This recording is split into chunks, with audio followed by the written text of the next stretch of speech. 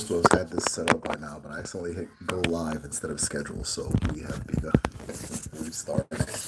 All right. Things like this used to stress me out back in the day, but we're cool now. All right, give me just a second. Let me get everything set up. Oh, there we go.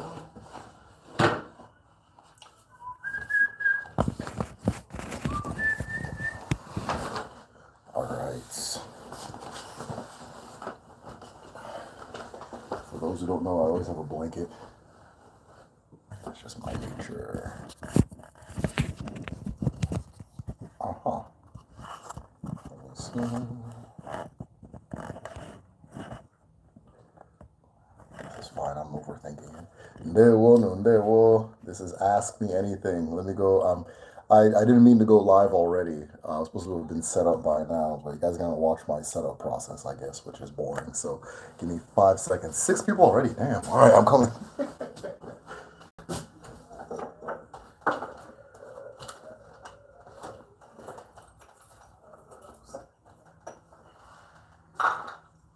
Huh. All right, y'all. We are going to get started once we get 15 people in here. The number is 15. If we get 15 people in here, we're going to go ahead and get started. If it never happens, then we're never going to start. Okay. Rosie Rose says, thank you for all your intriguing insight. Thank you so much. Your voice is so soothing and goes with the flow of your show. Yeah, I appreciate it. Thank you very much for that. Adema. Thank you so much. All right, so we are going to begin soon. Once we get 15 people, we'll go ahead and start. Um, for those who don't know, my name is Derek Ofadoronwa. I teach Odinani Igbo, which is Igbo spirituality, here on YouTube and Patreon. Here on the Medicine Show, of course. For those who are interested in that topic, if you're not subbed already, go ahead and subscribe, though I doubt these things get recommended to people who are not subscribed. I release regular documentary style videos on different topics and ancestral spirituality fairly frequently. I try to do it monthly, though. For the past 2 months, I haven't released one. Hey, Jay Money. All right. Ndewo, glad to be here. Ndewo, Jay, how are you doing? Once we get 15 people in here, we're going to begin. This is going to be an Ask Me Anything. I didn't have an idea. I did have an idea for something I want to talk about, but I'm going to save that for a little bit later. But right now, we'll see if you guys provoke me to talk about it. So I'll keep it to myself, and if this is the day I'm supposed to talk about it, then I'll talk about it. Otherwise, I'll discuss that later. Once we get 15 people, I'll go ahead and begin. If you guys have any questions pertaining to Igbo spirituality or spirituality in general, ancestral spirituality, African spirituality, I am here to answer. I'm late. What are we doing? Hey, person. Well, we have not started yet. We're waiting for 15 people. You are not late at all. This is just Ask Me Anything, right? There is a topic I want to discuss in my mind, but if it doesn't get brought up, I won't bring it up, though I will eventually bring it up. So I'll do my Ndewo. All right. So if this is a topic, as far as Igbo spirituality goes, if it's a topic that interests you, the best way to support the channel and kind of get more is by joining our Patreon community at patreon.com/The Medicine Show. So I am a student teacher, right? I'm constantly learning, and as I'm learning, I'm teaching and so forth. And one of the things I do is I take all of the books that I read, all of the documents, every single thing that I use to learn what I know, and I make it available for all my patrons on like my digital library. So if you want to get access to that library, it has tons of books on Igbo spirituality, ancestral history, and things like that. Go ahead and go to patreon.com/The Medicine Show and join there. We also have an Odinani group study in the Patreon where we discuss, we just take the different topics and we all have like a round table discussion and share our insights and things like that. For those who haven't watched those videos, the replays, or who haven't attended, that is my favorite content that is being produced by the Medicine Show and the Medicine Show community. So we have some really good discussions. The last one we had, I can't even remember the topic, but it was, I remember the last two were really good. I can't remember. I don't know why the topic's not coming to my head. But anyways, the replay is up for anybody that wants to watch it on the Patreon. Otherwise, yeah, and then also the calendar. So our ancestors have a 4 day calendar. Eke, Urie, Afo, Nkwo. Each of those days are dedicated or are the avenues by which elements enter the world. So Eke is light, fire. Uri is water. Afo is solid mineral or earth, and then Nkwo is wind. Um, and so our calendar follows that. Instead of like Moon's Day, Thor's Day, Saturn's Day, it's Eke, Uri, Afo, Nkwo. And we also follow the moons. I believe a good friend of mine actually messaged me. And if she's watching, I saw what you sent. Thank you very much. That was very gracious. But we follow the lunar calendar and we follow our weekly calendar is 4 days, Eke, Ori, Afo, Nkwo, with Eke being the sacred day. So if you're interested in knowing which day is what, I actually have like a digital calendar, and I add all my patrons onto it so that it shows up on your Google Calendar. So you'll know, okay, today's Orie, we're under Onwa, Onwa, Alonchi, Onwa, Edeajana, all these different moons and things like that, rather than, oh, it's Augustus moon, it's what's the other, Julius, it's what's some other moons they got up on here? That kind of thing. So yeah, that's all available for patrons. Oh, we've hit 15. There, we say, all right, let's begin. Let's begin. Okay. I'm gonna open this up. You guys can ask me anything, almost anything. And as the title says, once the questions stop running, I'm gonna go take a nap or go to sleep. So let us begin the proper way, okay?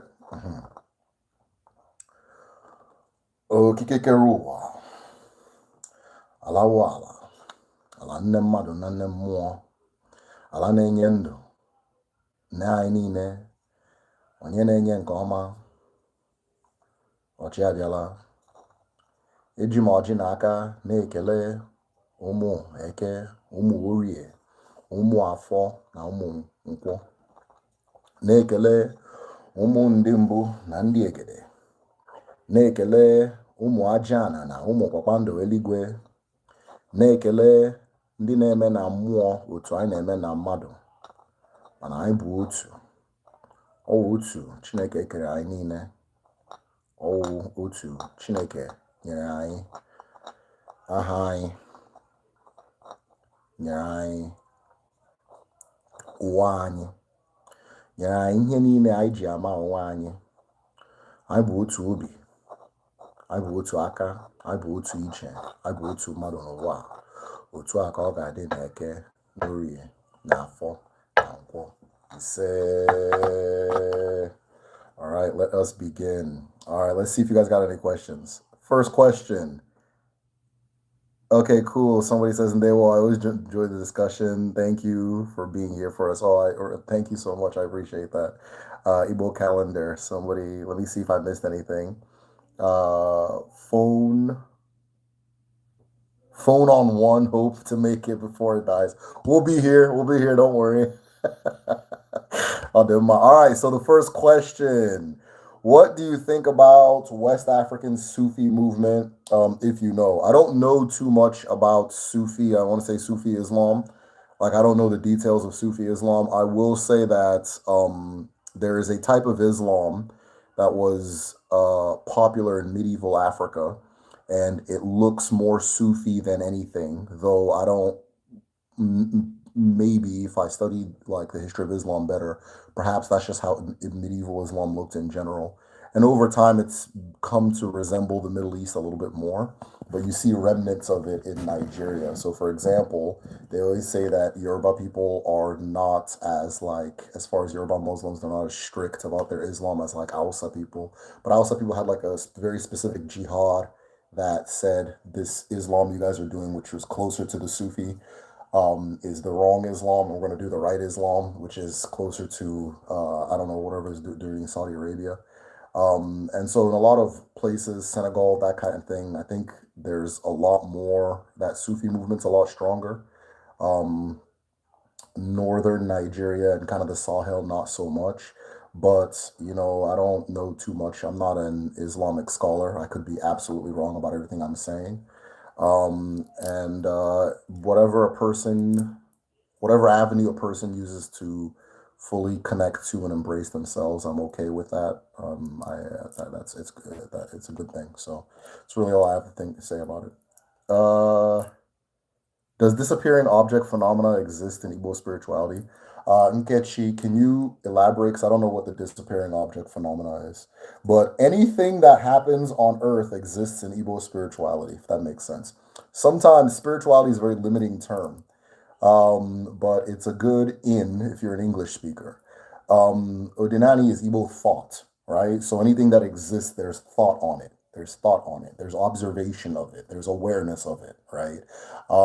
There's spirituality in it. There's religion in it, but it cannot be completely defined as that. So if it exists in the world, right, or beyond, there's something to be said about it, right? There's something to be said about it. Um, I think one of the things that Islam and Christianity do is they separate religion from everything else, right? And usually in the sense that everything else is like not good, right? And so that doesn't happen in other people's worldviews. There's no distinction between, okay, this is a thought and this is a religious thought. So if the disappearing object phenomena, if this is a thing that humans have observed, then our ancestors have observed it as well. And perhaps I'll know what they have to say about it. So unexplained disappearances. Oh yeah, yeah, yeah. There's a lot to be said about that. I doubt that all unexplained disappearances have a common cause. I'm sure there's like a variety of causes. But yeah, yeah. I mean, it just depends. Sometimes, there's a very strong belief at home that some people you encounter are not people, they're spirits. And, sometimes they'll do what they need to do and then they'll just vanish and nobody can explain where they went and that kind of thing. Some people say that's a thing, some people say it's not. But yeah, I'd have to specifically know, like, just things disappearing in general. Yeah, there's things to be said. But I guess I would need specifics on that question. Okay, cool. What does Igbo cosmology say about eclipses? Do they have a special meaning? So I don't know the specific thing that is said about eclipses. So, but based on the knowledge that I have, I can put everything together and I can say that the eclipse, if the what's the word? Yeah, I don't, let me not, in fact, let me not do that. I don't know what the general thing that is said about eclipses. Um, I don't think that they're Yeah, I don't know the general thing said about eclipses. How about that? So, found out that, okay, hold on, wait. Yeah, I don't know about that. I found out recently that Liberian, okay, okay, I'm not thinking, I'm sorry.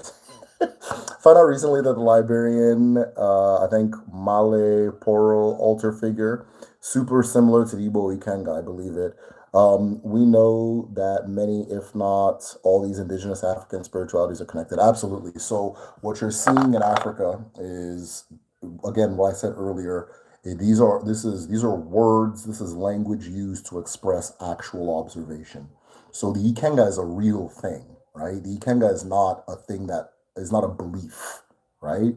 The Ikenga is for example, your creator creates you for a purpose. Whatever purpose that is, you're going to, there's a power that you have as a human being to actualize that purpose, to do that thing, right? So a hammer has the power to hammer nails in that an apple doesn't per se, right? A fire has the power to be hot in a way that I don't know, a stick of deodorant doesn't.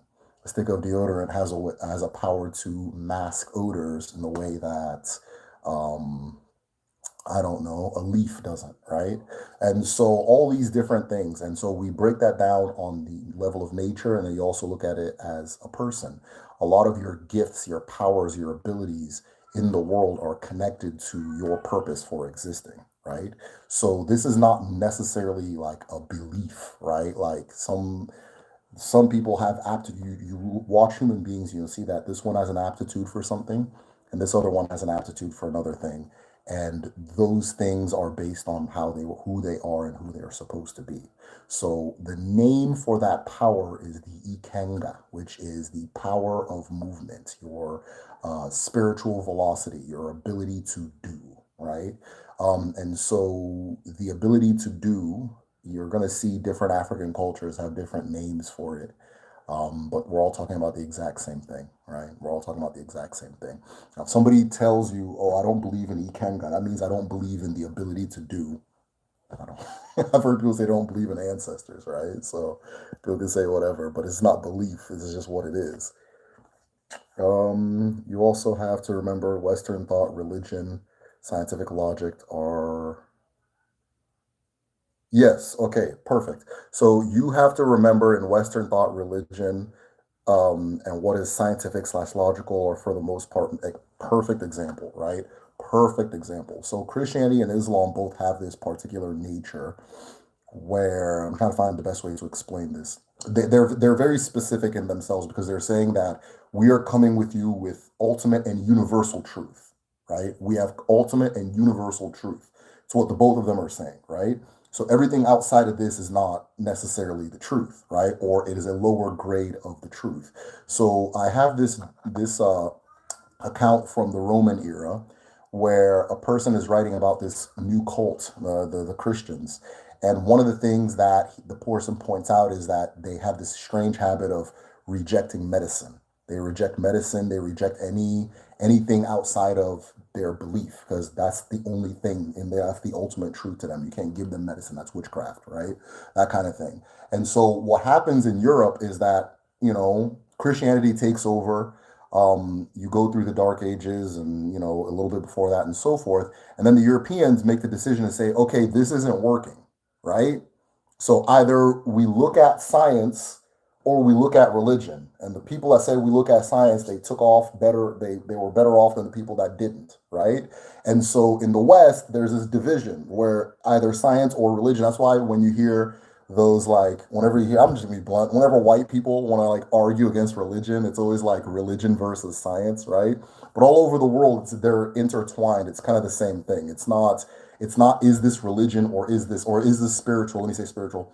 Is this spiritual or is this science? It says this is science. What is the spiritual aspect of it, or what is the spirituality of it, or what does this science say to us spiritually, right? That kind of thing. So you can look at the sun, right? And there's an ilu that says, and it's one of my favorite ones.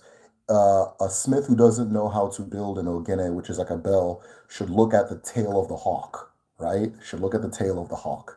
And so, meaning that the ogene is shaped like the tail of the hawk, meaning that the answers for human problems or human situations, human needs can be found in nature, right? So if I look at the sun, I can learn from the sun the way I'd learn from a person. I could aspire to be like the sun the way I can aspire to be like my favorite actor or my favorite musician or whatever.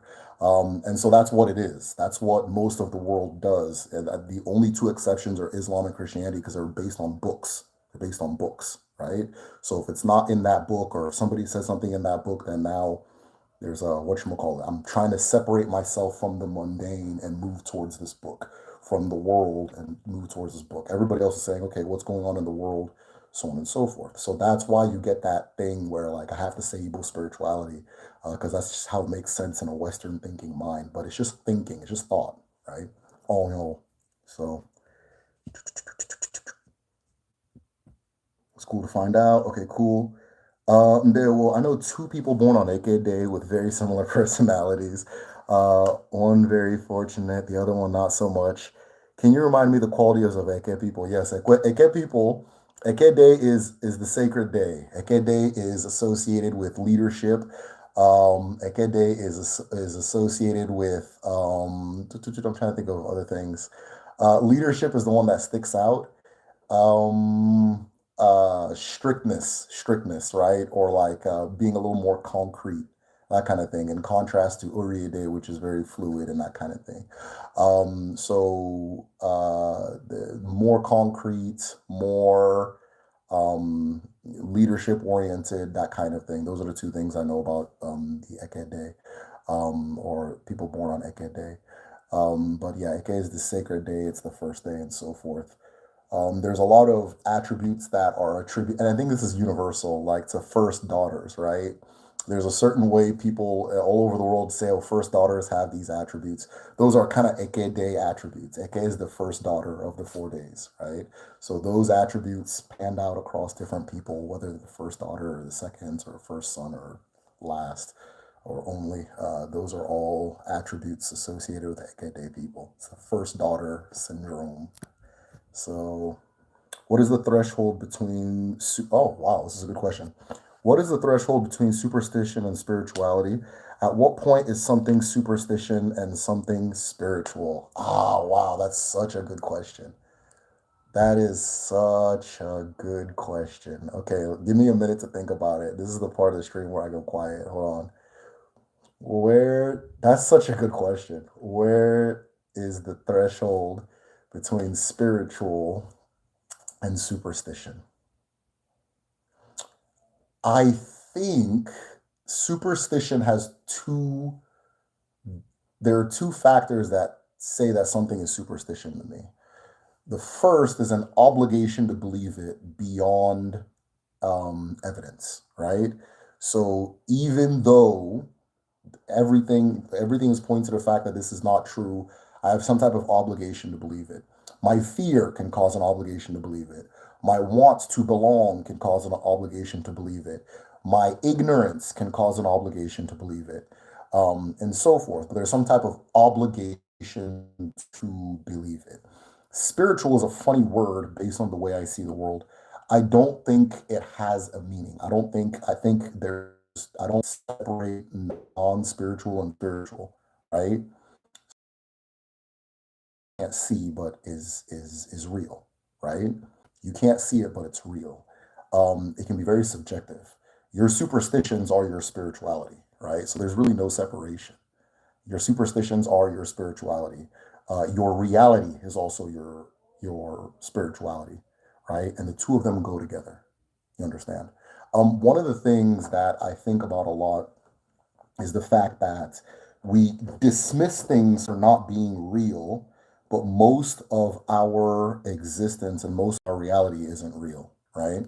So if I say I'm in Wyoming, what does that even mean? Like, we're all pretending that this chunk of land is called Wyoming, and we're all pretending that this person is in charge of this land, and we're all pretending that if I cross this line that doesn't exist, I'm now in North Dakota.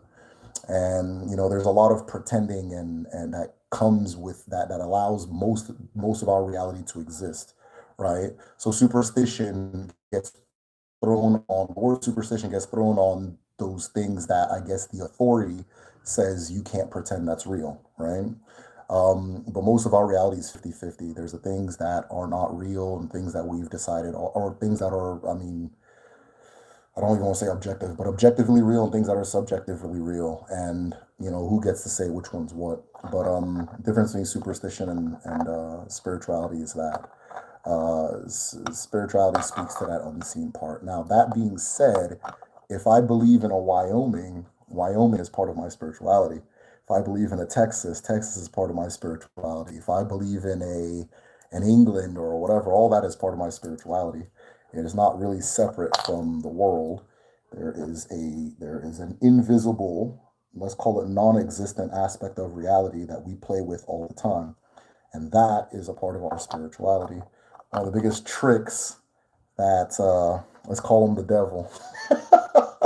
The devil ever played was to tell you that aspect isn't that you're dealing in objective reality, and then from there it just lets you know which one objective reality is, that kind of thing. So there's a lot of make believe and superstition that we play with. 50% of our existence is superstition, right? Oh, this is his house, that's her house, that's that kind of thing. That's superstition. But we play along, right? So who who has the right to dismiss one person's over another's? I'm just talking, y'all. So I hope that made sense. Uh, whatever happened to practicing Odinani in the diaspora? Mm, there's a lot of Igbo tradition and Igbo spirituality in the diaspora. Are you talking about like from before modern times, like during maybe slavery and the time after? There's a lot of Igbo traditions in, well, I'll just use North America because I'm in America, but there's a lot in the Caribbean too. But they're so ingrained in the Black tradition here that you wouldn't think that they were from anywhere else, right? They're so ingrained here, you wouldn't think they're from anywhere else. But sometimes you look at the difference between the Black population and everyone else and how we do things, and you have to know that those things have an origin, right? Like the Black Baptist Church doesn't look like the White Baptist Church. But if I go to the Njaba River, it looks like the Black Baptist Church. But in America, you had to, based on the history, you had to make what's going on here look like what's going on here, even though it's from somewhere else, right? So a lot of those things, you look at it, if you switch out the instruments for jazz music, it becomes Ogene music. It's the same philosophy, it's the same way of doing music, you know. But like I said, they're so ingrained. Or oh, there's another one. I was watching a few months ago. I was watching what was that Nick Cannon ass movie? I think it's like the one where he's in a band, and they have that thing where the black fraternity tradition where they're wearing the masks and they come out and they play their music and yada yada yada. I'm looking, I'm like, yeah, they don't do that in Germany.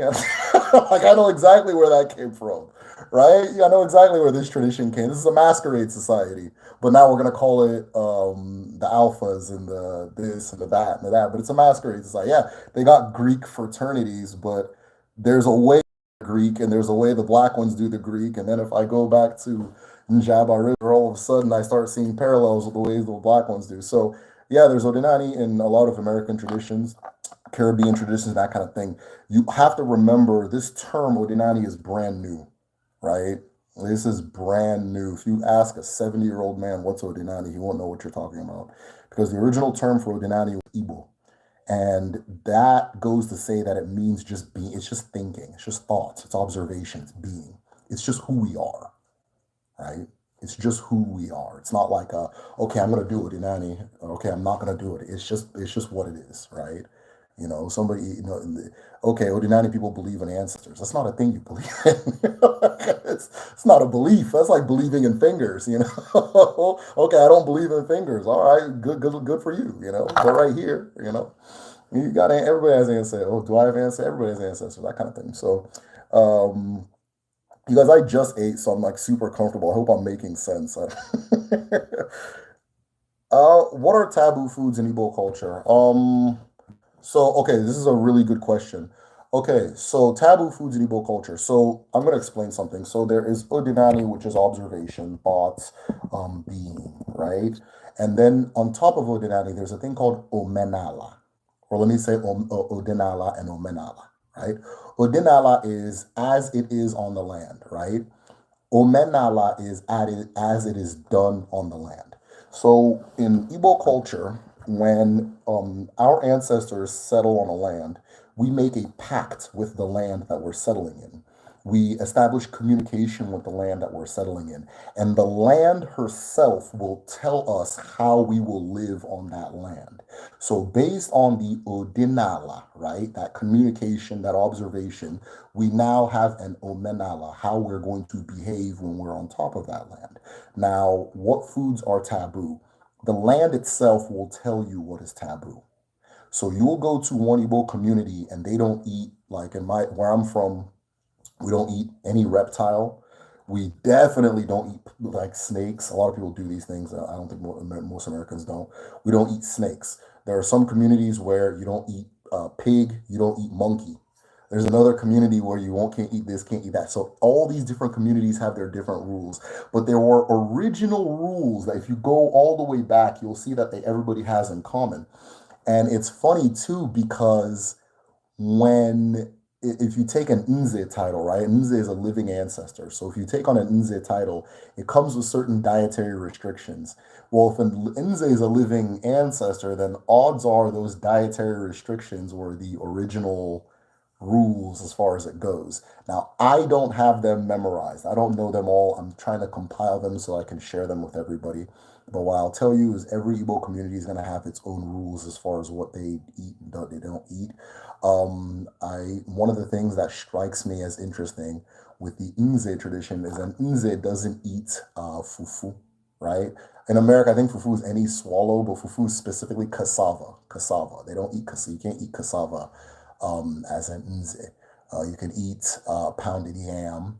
I'm not sure about gari, but I think you can as well, and so forth. But you can't eat cassava-based foods. And then based on where I'm from, I would never eat a reptile, but I can't eat reptiles and I can't eat snake. I think there are some places that in the north, like outside of Igbo land, where that's done, um, and so forth. So each land has its own dietary laws. When you look at the Bible, like all the Hebrew laws, that's specifically the law of their land. The land told them that. It's not for everybody, right? It's Islam and Christianity. I said, oh, it's for everybody. But if you ask the Jewish people, they'll say, no. They'll say, nope. That's not for everybody. So yeah, each land will tell you its laws. Science and religion are intertwined. All creativity comes from the supreme God. He said, "Hi, Getchi, yeah, biology." Inodinani, does the eagle/sky consciousness? I like how you did that. Does the eagle/sky consciousness attract desired things? I'm asking because I read that in hoodoo, eagles carry lodestones. I think the word is Simbi. In their heads and attract desired things or good luck. Okay, I'll do them. So the eagle is a representation of Chukwu or a manifestation of Chukwu. There is a connection between the eagle and the sun, and then the sun and Chukwu. In Odinani and Debo, and I've shared this in a lot of videos, things manifest on a very large cosmic scale, and they pan down into smaller scales and that kind of thing. The eagle is a representation of Chukwu, very specifically the aspect of Chukwu that we would refer to as Anyanwu, the sun, or Ekwensu, right? So the eagle represents salvation. The eagle represents being saved. The eagle represents that intervening hand that keeps people who are righteous away from what is not righteous. They are also messengers, right? The bird is also a messenger. The various birds, there are exceptions like vultures, things like that, represent a link between Ubi Chukwu and humanity. So it's not just Chukwu, but the aspect of Chukwu that shines down on everybody and touches the connection between us and Chukwu and so forth. So birds are messengers for the bird is a general term, but a lot of birds, such as eagles, are messengers, according to our ancestors. They are also exemplars of how to live. So, in understanding to become closer to Chukwu, or to become Chukwu-like, you become bird-like, right? You become like the bird. There's an ilu that says that the eagle's feathers are never dirty. Or the eagle's feathers never dirty, right? Which you can interpret however you want. I don't think it's meant to be said literally, but one of the things that it points to is the fact that when a person takes a title that brings them closer, that says, okay, I'm going to become a representation of my chi, right? I'm going to become a living representation of my chi. This is commemorated by putting an eagle feather on the person's head. You then understand how the eagle feather is understood in Kemet as what your, let's use the term soul is weighed against, that kind of thing. So it's very similar understanding. So yeah, it's probably connected to what's said in hoodoo, but it's a representation of all of that, of Abala. So if you believe it, you can achieve it. So superstition through repetition becomes spiritual practice. Exactly. Perfect. Your superstition through repetition becomes your spiritual practice. Perfect. All right. So now that you know this, be deliberate. Be deliberate in what superstitions you abide by, because most of your existence you're playing to different superstitions. Now, some of them are collective superstitions that we all share together, and that creates a common reality. Some of them are individuated or superstitions that we hold to ourselves, which is part of our identity, right? But it is make believe, right? It is make believe, and I say it's make believe not to say that it's not important, but to say that you have as much power over it as you have what game you're playing on the playground today, right? You have way more power than you give yourself credit for. A lot of what you think is real is actually what you believe.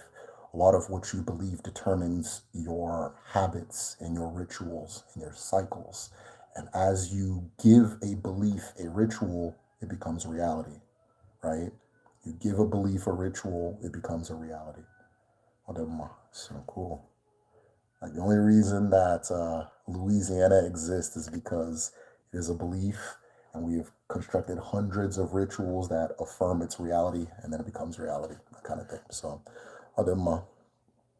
what's the best place to get Nzu online? I don't know. It shouldn't be hard though. I wouldn't.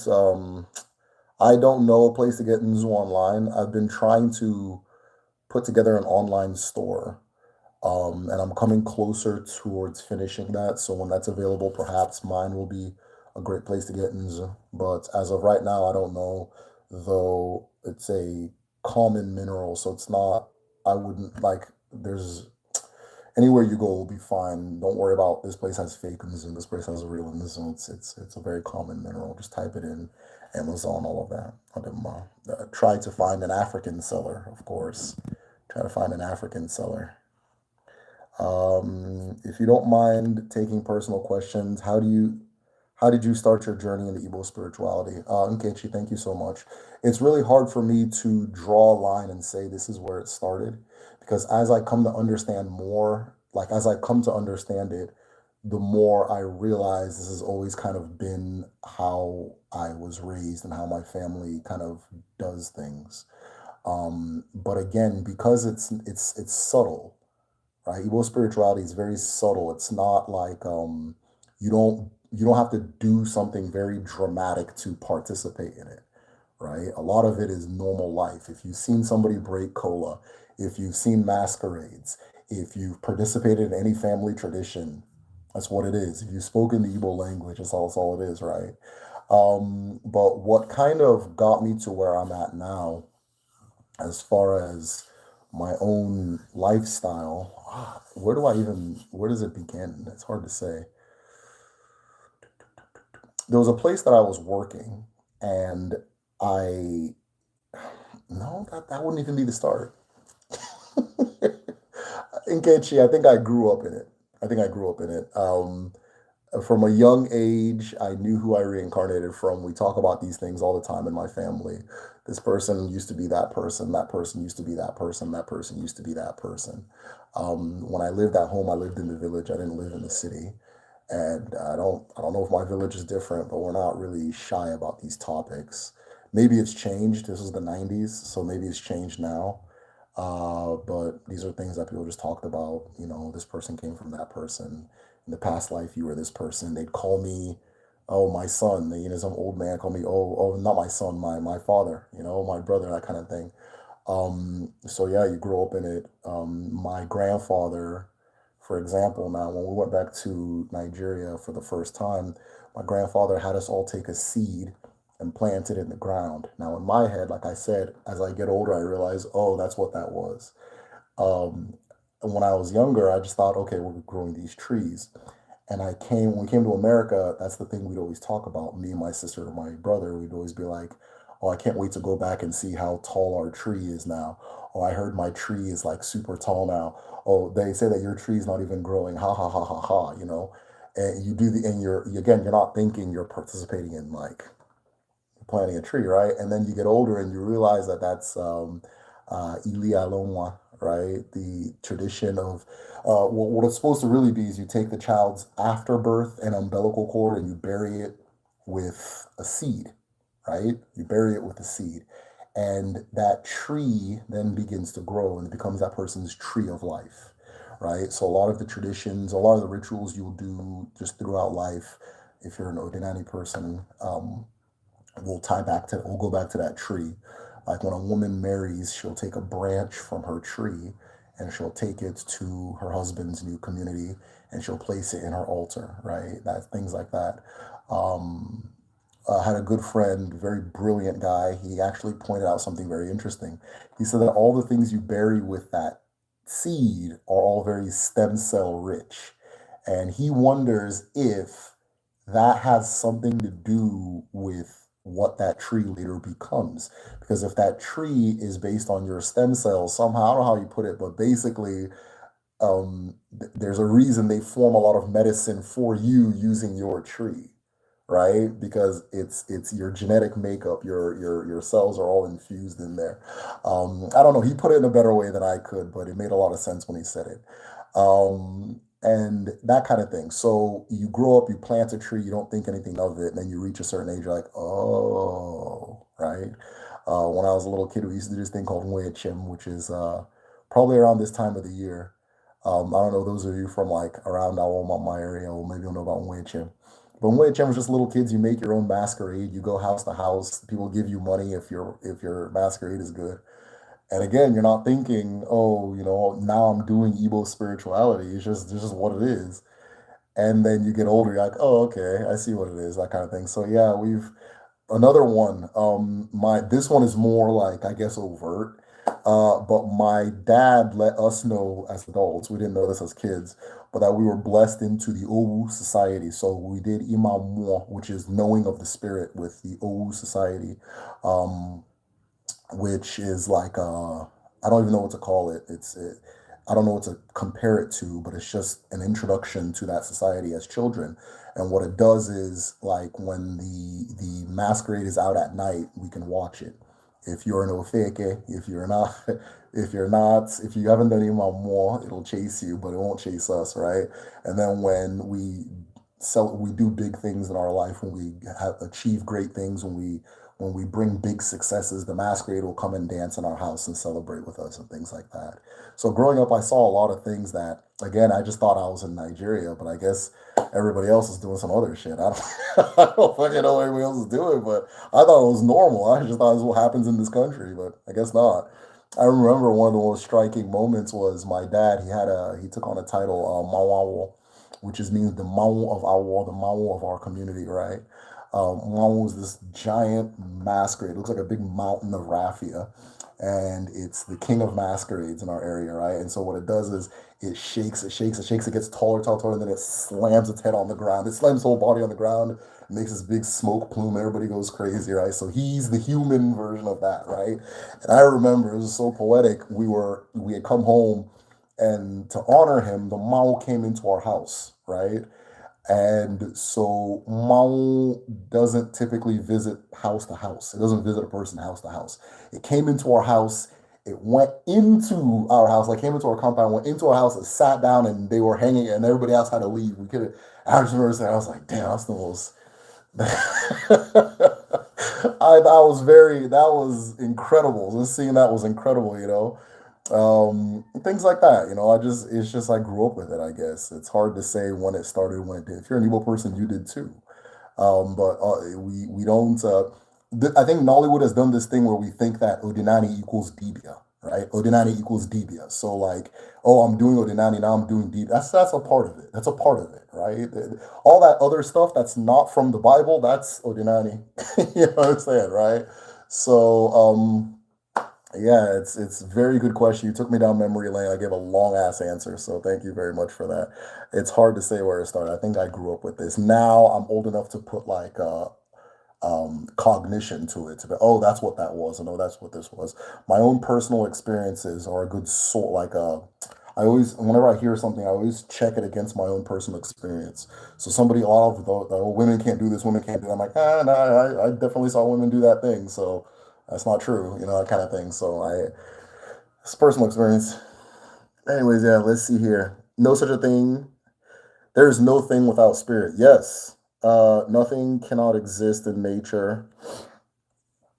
Hold on, wait. In nature of what we define nothingness as, once it exists, it's no longer nothing. Yeah, damn, he's coming with that creative force out here, kicking philosophy. But you're 100% correct. Yeah, a lot of what is spiritual and what is superstition is dependent on the consensus. Exactly. And those in authority to influence consensus. Exactly. Exactly. Right? You take one building, you say this building is Amazon. You take another building and say this one is the school.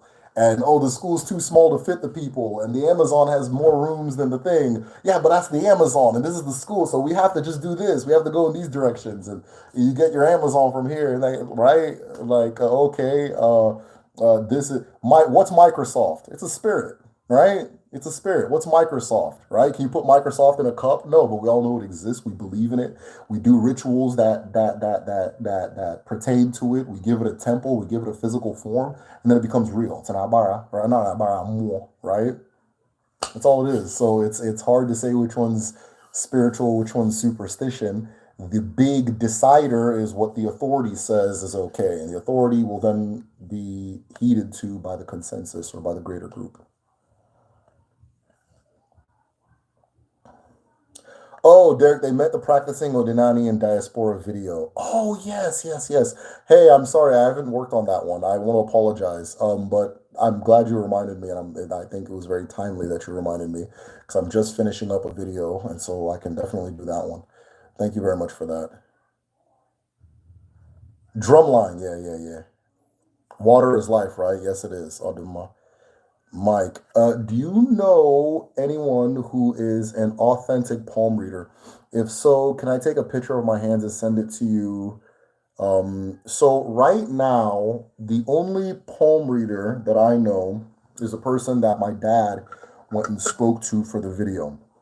And I'm just going to give you a breakdown of what the situation looked like. First and foremost, the fact that my dad went to him, he thought my dad was the police. There's a lot of political stuff going on in Nigeria right now, and they're targeting DBIAs. And so DBIAs are very hesitant to talk to new people in certain places, especially like my area, Oru area, Imo State, that kind of thing. And I don't know if it's changed, but at the time of the video, they were hesitant to talk to new people. But he's the only person we know, and he says that there are people who do it, but it's not as common anymore. Um, I can, Mike, if you want to send my email, if you send the picture to my email, I'll talk to my dad and see if it's a possibility. But the DBS specifically says he doesn't want to do anything pertaining to internet. So so I'm gonna send me your picture. I'm gonna message my dad and see if it's a thing, and then from there we'll move from there. But I know one palm reader. I know one palm reader, and so yeah. And I don't even know him. I know him through my father. How can an ancestor be living? Oh, good question. So an Ichie, right? Ichie, I'm gonna say it incorrectly, but Ichie Onichie is an ancestor. Nietzsche. Nietzsche. Those are ancestors. But in Igbo culture, a person who takes certain titles is also an Ichie. You now become an Ichie, right? These titles require a ritual death. Right? There's a ritualized death that comes with these titles. This is Nze, Ozo, different ones. I want to say Ekpe, Okonko, all of them. A lot of the Eze titles, all of them except these like fake ass church ones, they have a ritual death associated with it, where your previous self is shed and you take on this new self. Now, once you've taken that title, you are an Ichie, which is the same word we use for ancestor. So you are a living ancestor. It's in as far as Odinani goes, ancestor doesn't necessarily mean a dead person. Or how let me try to think of a way to put it. Okay, your ancestors are your elders. Okay, this is the best way to put it. Your ancestors are your elders, right? So ancestors are treated the way elders are treated. When you see somebody go to their altar and say these different names, they are greeting their elders. The same way you would greet your elders if you walked into a room and they were all there. So if your ancestors are with you, you greet them, right? I myself, I go to my altar, I go down the list from senior to um, more recent, right? I go nna ejike, nna emenaha, nna ukwebu, nna ụfọdụ nna akaweze. Those are the ancestors that I know, and I greet them, right? Because they are with me, right? They're with me, that kind of thing. So it's the same thing as Ichie. Now, when Ichie has made a conscious decision, okay, so the ancestors. Oh, let me go back. The ancestors that have passed away are closer to what's the word? They've achieved a new level in life. So they're not just elders, they're a little bit above elder. They've achieved a new level in life. And that newness is being closer to Chukwu. They're a little closer to Chukwu in the fact that they're not alive, right? But an elder is closer to Chukwu than you are, right? That kind of thing. So it's the same thing, right? But a person who takes on that title, you can become closer to Chukwu in life as you're alive. You don't necessarily need to actually die, but there's a ritual death that comes with it. In the past, that ritual death was partly represented with the Ichi marks that they would put on your head, meaning that your old face is gone. Now you're going to reveal the face of your Chi, which is light. Those marks are lights, right? So and Nze and all these different people. And because they are becoming closer to Chukwu, they become living ancestors. Because if you understand the history as our ancestors see it, we start from being close to Chukwu, and as time goes, we go further and further and further away. So they are making a conscious decision to go closer. But if it's a matter of the people before me are closer than I am, in order for me to be closer, I must become a living version of them, right? Which is the first ancestors. So once you become an Nze, once you become an Ozo, for a woman, once you become an Odu, all these different titles, your place will have different names for them. That's what you're doing. So all these different, they'll come with different things. People can't see you eat, right? If you're an Nze, if you're an Ozo, only Nzes and Ozos can see you eat. If you're an Nze or an Ozo, you can only eat. I think Ozos is less strict, but an Nze can only eat food that comes from their wife, right? Things like that. Things like that. All these different things as you're in it and then you're living that tradition, you begin to see, oh, okay, this is how people used to live then, and this is closer to the original design than what I'm doing now, or than what most people do now. So you can be a living ancestor in the Igbo tradition. Ancestor doesn't necessarily mean dead; it's just an elder. It's an elder, right? Which should change the way you see elders that are alive. It's not that somebody will die and you'll start celebrating them, but then when they're alive, if they call you, you don't pick up the phone. Right? It's just that they're elders. So when you see somebody go to their altar and say their ancestor's name, they're greeting their ancestors the way you would greet your mother, your father, your aunts, your uncles, things like that. The way you would greet any elder. It's just that we know that our ancestors are with us. When you see people take food to their altar, it's not that they're doing it so they'll get like magic powers. It's that I'm eating, right? And if I'm eating, I'm not going to eat alone. My whole family is going to eat with me. But those who are not alive are going to eat with me too. And my elders are going to eat with me too. So I'm not going to bypass cooking for my actual mother and father and then go start giving food to my ancestors. That doesn't make any sense, right? So it's just family doesn't end at death in the Igbo worldview. Family doesn't end at death in the Igbo worldview. Respect doesn't begin at death. You're not more sacred now that you're dead. Then you're closer to something that I'm not, right? You're closer to something, but you're not more sacred than my actual elders. So anybody who's taken a title has become an elder. That's why when they have traditional, back in the day, the traditional government, everybody sitting in the traditional government was either an elder or somebody who's taken a title, which has now made them a living elder, that kind of thing. So,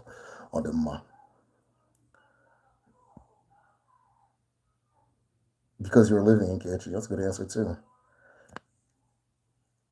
I also have your market day calendar. How do I read it or use it? My birthday is October the 19th. How do I know my market day exactly? Hey, Mike. So I'm going to be very frank. I don't think it's going to be really hard for a person to trace their market day because of like when they were actually born, because of like time zones and like complicated math. I have figured out what type of math needs to be figured out to program an actual one that actually traces you back to your birthday. But I don't think one exists right now. So I don't know. I don't know how you would know your exact day.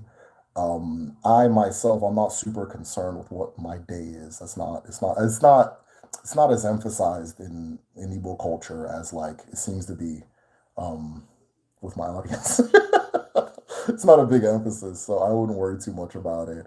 But you can go by two things. Your chi can tell you whichever one resonates with you, that it will resonate for a reason, and then the other is for everybody. The sacred day is Eke Day. So if you are looking for that particular day that you can treat as a rest day or as the Jews say a Sabbath, it is Eke Day by nature.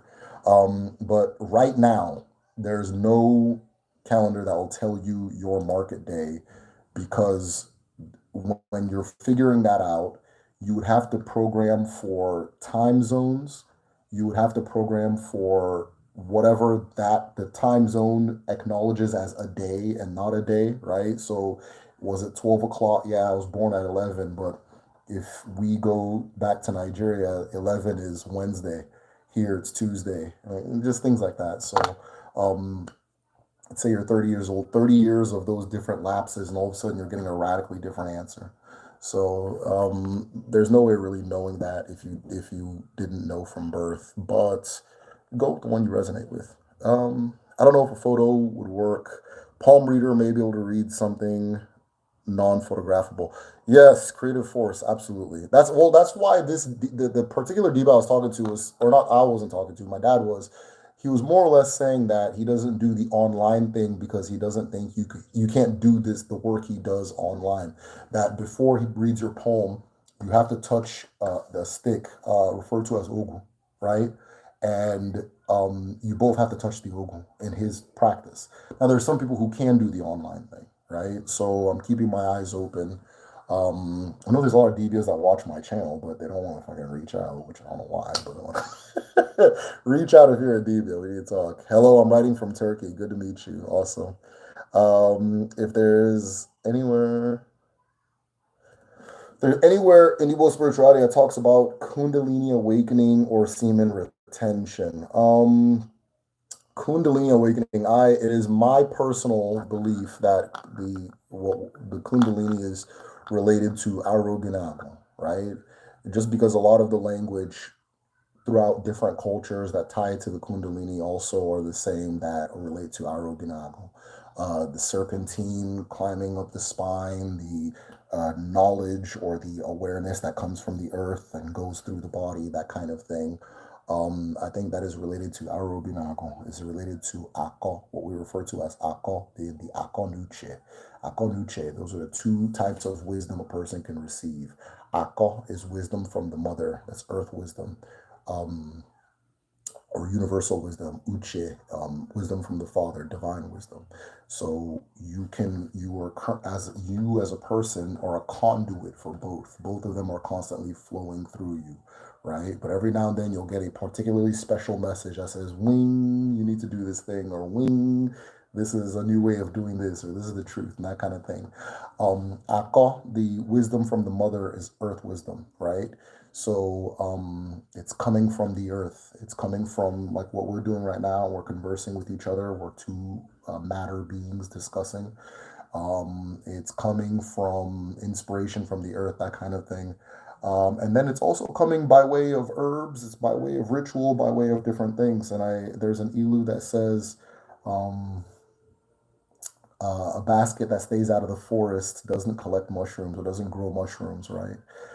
Anyways, let me not go too far into it, but yes, the mushroom, or not mushroom, Kundalini is related to Arobinago. Now, semen retention is related to Yikenga, right? So, as a man, You have a certain power. You have a certain divine power to you, right? You have a certain capacity to do that. The things that your chi will send to you, will send to you to do. You are the one who's going to do it. You have the power to do that thing. And a lot of that power is, or let me put it this way: one of the ways, one of the ilu that tells you how to understand and manage the ikenga is the ilu that says the ram enters battle head first, right? Meaning that how do I put this? I'm trying to think of a way to be concise about this because I think this needs its own video. But okay, how do I say this?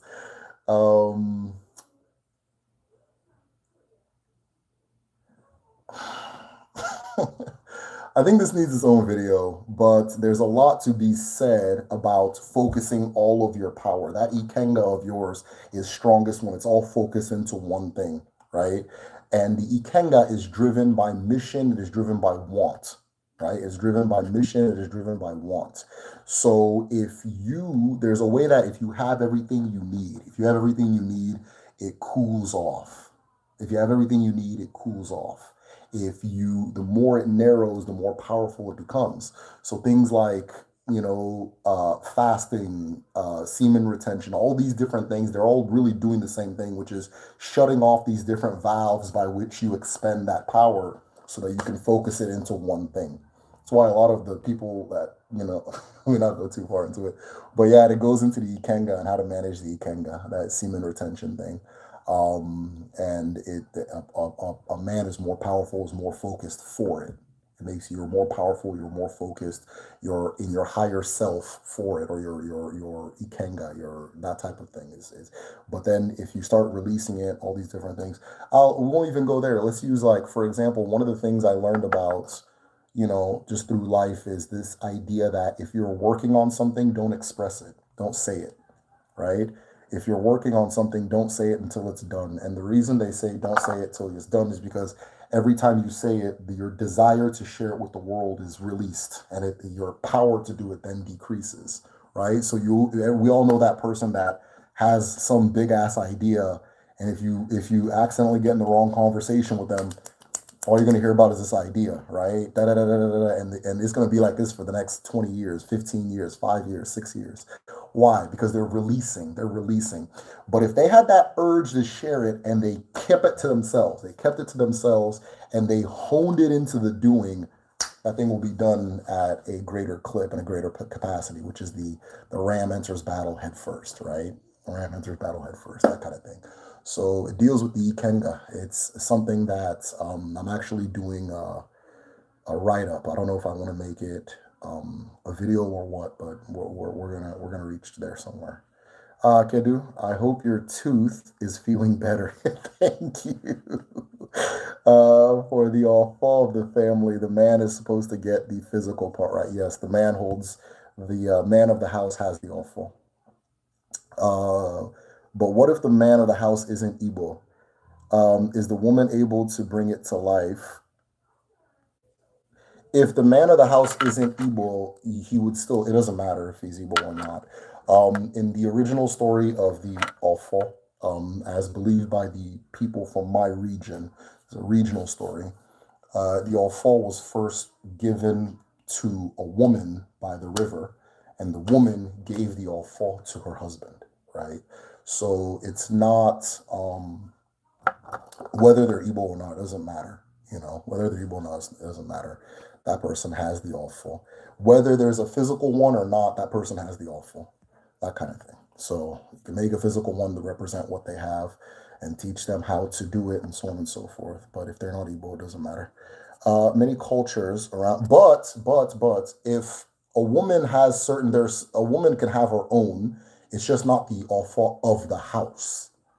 Right? It's just not of the family, but she can have her own, like for her own, like for example, if she is an Ezenwai or a Dibia, if she is like the leader of something, right? If she's leading something, then she can have a woman is going to have her own to represent all that calling, that thing she has. But of the house specifically, it would be the Diula, right? One of the names for deep or husband in the Igbo tradition is the dibia ulo, the house dibia, right? The house dibia. So, so Derek, you should research Shiva and Saki in Hinduism. There's a lot of parallels with Chineke. I've been told this a lot. Yeah, I've been told this a lot, and I believe it too. I believe it too. I believe it because it's obvious to me that Hinduism is looking at the same thing that we're looking at when we speak. It's what most, in fact, it's what they're looking at in the Bible. They're just making prescriptions, right?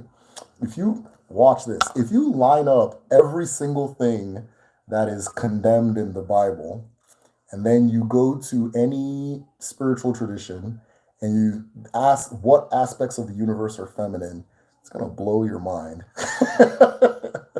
If you look at every single thing that's exalted in the Bible and you go and ask them what aspects of the universe are masculine, it's going to blow your mind. So this is happening in the Abrahamic religions too, right? There's less of the prescribing in Judaism than like Islam and Christianity. I'd say Islam does the most prescribing, or is the most strict about it. It's not strict, but like the most like clear about its prescribing. It'll blow your mind. So everybody is saying and seeing the same thing. It's just some others say one's better than the other, or one is above the other, or that kind of thing. So I don't know. What is the spiritual significance of having African animals in Western European / Eastern zoos? I do not like zoos. I don't know. I mean, the spiritual significance is what it looks like. It's entrapment, right? It's denial of life. It is, we need a word that goes beyond dehumanization, where it's just taking the personhood from everything, from things that aren't human. I think one of the things that separates one of the defining ideologies of the modern world is the commodification of deservingness of life. And you can call it maybe the commodification of humanity, but it goes beyond humanity, right? In fact, it starts from there. And what I mean by this, it's saying this is what deserves to live, and everything else has to maybe prove itself worthy of this thing that I've now decided I have authority over, and so forth, right? And so when you see something like that, you now start looking at zoos and that kind of thing. And then if zoos exist, I hope I'm being clear. I think I'm going all over the place, but I don't want to call it dehumanizing because these aren't humans. But the thing we're trying to express when we say human, in the African worldview, everything has that. That idea we're trying to express when we say human, in the African worldview, everything has that, right? The earth has it, the sun has it, the trees have it, they all have it. And that thing is the allows humans, maybe that's the word, I don't know. That's what makes a human acknowledge your autonomy, acknowledge your capacity to consent, to acknowledge worthiness of respect, all these different things, right? And commodifying that, saying that it doesn't belong everywhere, it's actually a rare thing that belongs in a few places, then it brings us closer and closer to being able to put humans in zoos, right? I hope I'm making sense. I'm not trying to be clear today. Like I said, I had a really big meal. I'm chilling right now, right? But if we can put animals in zoos, we're very close to putting humans in zoos. The things we do to nature, we're very close to doing to each other. We have done them to each other. And so long as we keep doing it to the animal, we can always go back to it.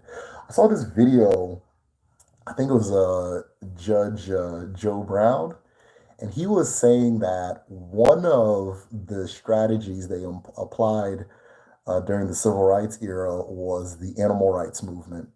And the animal rights movement set these rights for animals to make it harder to do XYZ to other humans, right?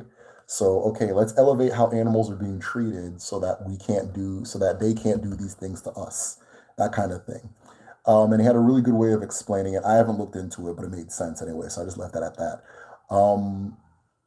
But if we're still putting animals in zoos, we can put each other in zoos. I mean, we do this. That's what a jail is anyway. I think zoos are disgusting. I don't like them.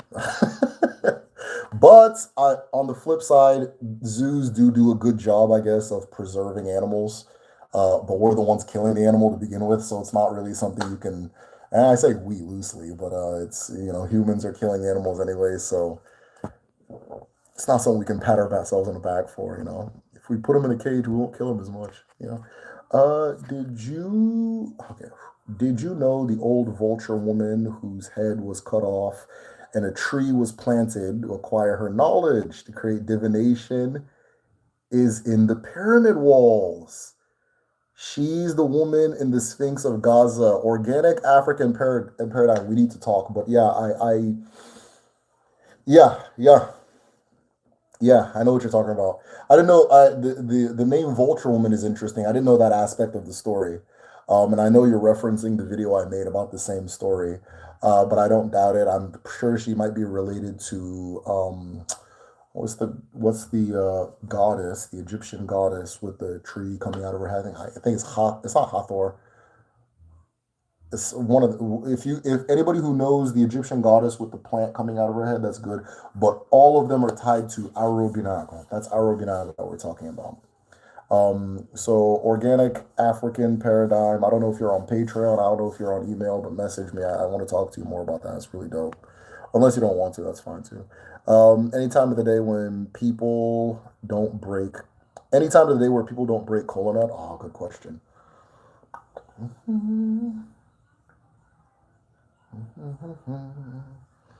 No, no. There, I don't. There's no time of day where you don't break cola nut.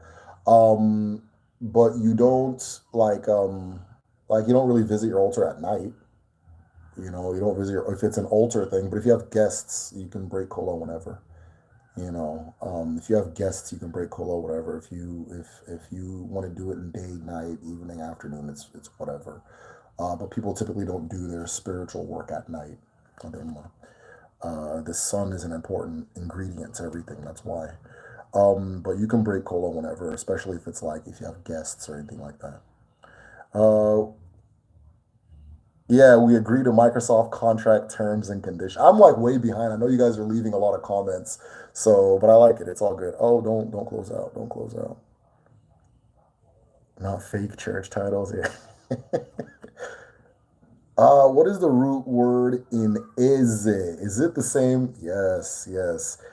Okay, what is the root word in eze? Is it the same root as nze?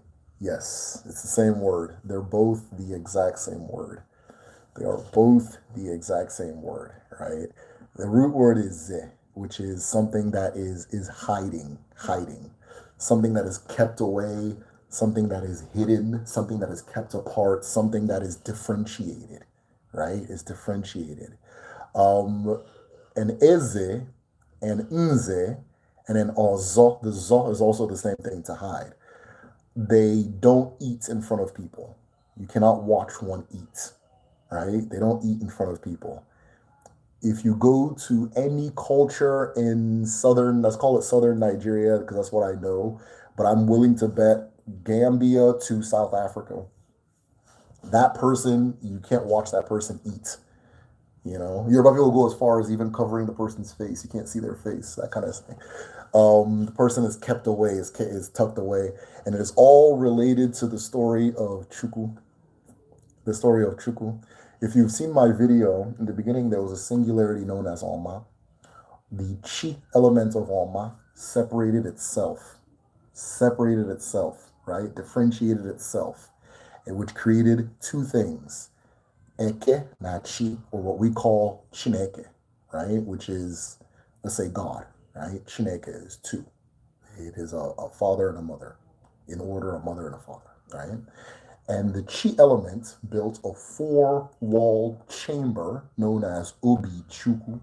Obi Chuku, the the heart. Let's say the heart of, though Obi means a lot more than heart.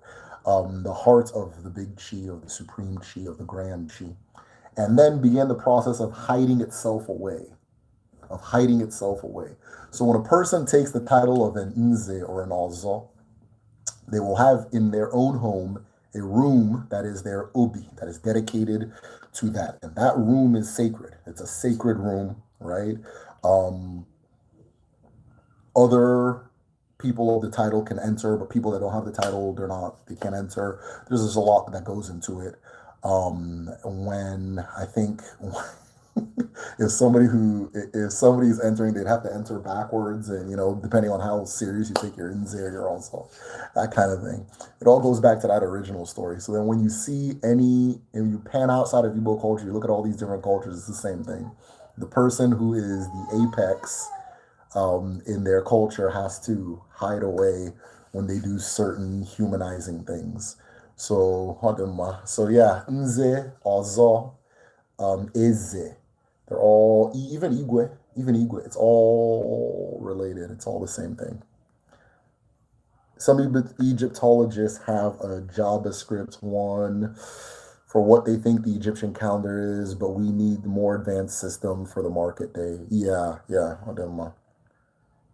It's my list to do for UI projects. Hey, Creative Force, if you need help on that, let me know. Derek, since Sky and Earth have an Agun, does Oshimiri have one? Yes. Oshimiri's Agun is Agun. There are certain Dibias that are particularly connected to water, and they are the ones that are called by Agun. Agun is it's well known. If you guys want a video on Agun, next time I make a video, just comment. Can you make a video on Agun Mary, and I'll put it up for vote. But the Agun of water is Agun Mary. Agun Mary. I deeply enjoy listening to this. Oh, thank you so much. I appreciate that. In my head, I'm just talking shit. So I'm just kidding. No, but in my head, I feel like I'm rambling because I'm like halfway sedated. I just ate a bunch of potatoes. It definitely needs its own video. The secret devious shadow following you. How did you find? Hey, Mikhail, there was one there. Hey, Mikhail, I haven't watched the video. Please do not think I'm not trying to. Please don't think that. Please, we'll talk, but I'm probably gonna watch it tonight or tomorrow or in the morning. I'll watch with my wife. And there was one there. I don't understand what you're saying with the secret devious shadow following you. How did you find that out? So if you can explain that, because I don't know. Do Eze tier patrons still have access to Debia? No, I haven't had the recommended Debia since 2020, I think 21 or 22, maybe 2021, like late 2021. You guys kind of scared off the last one.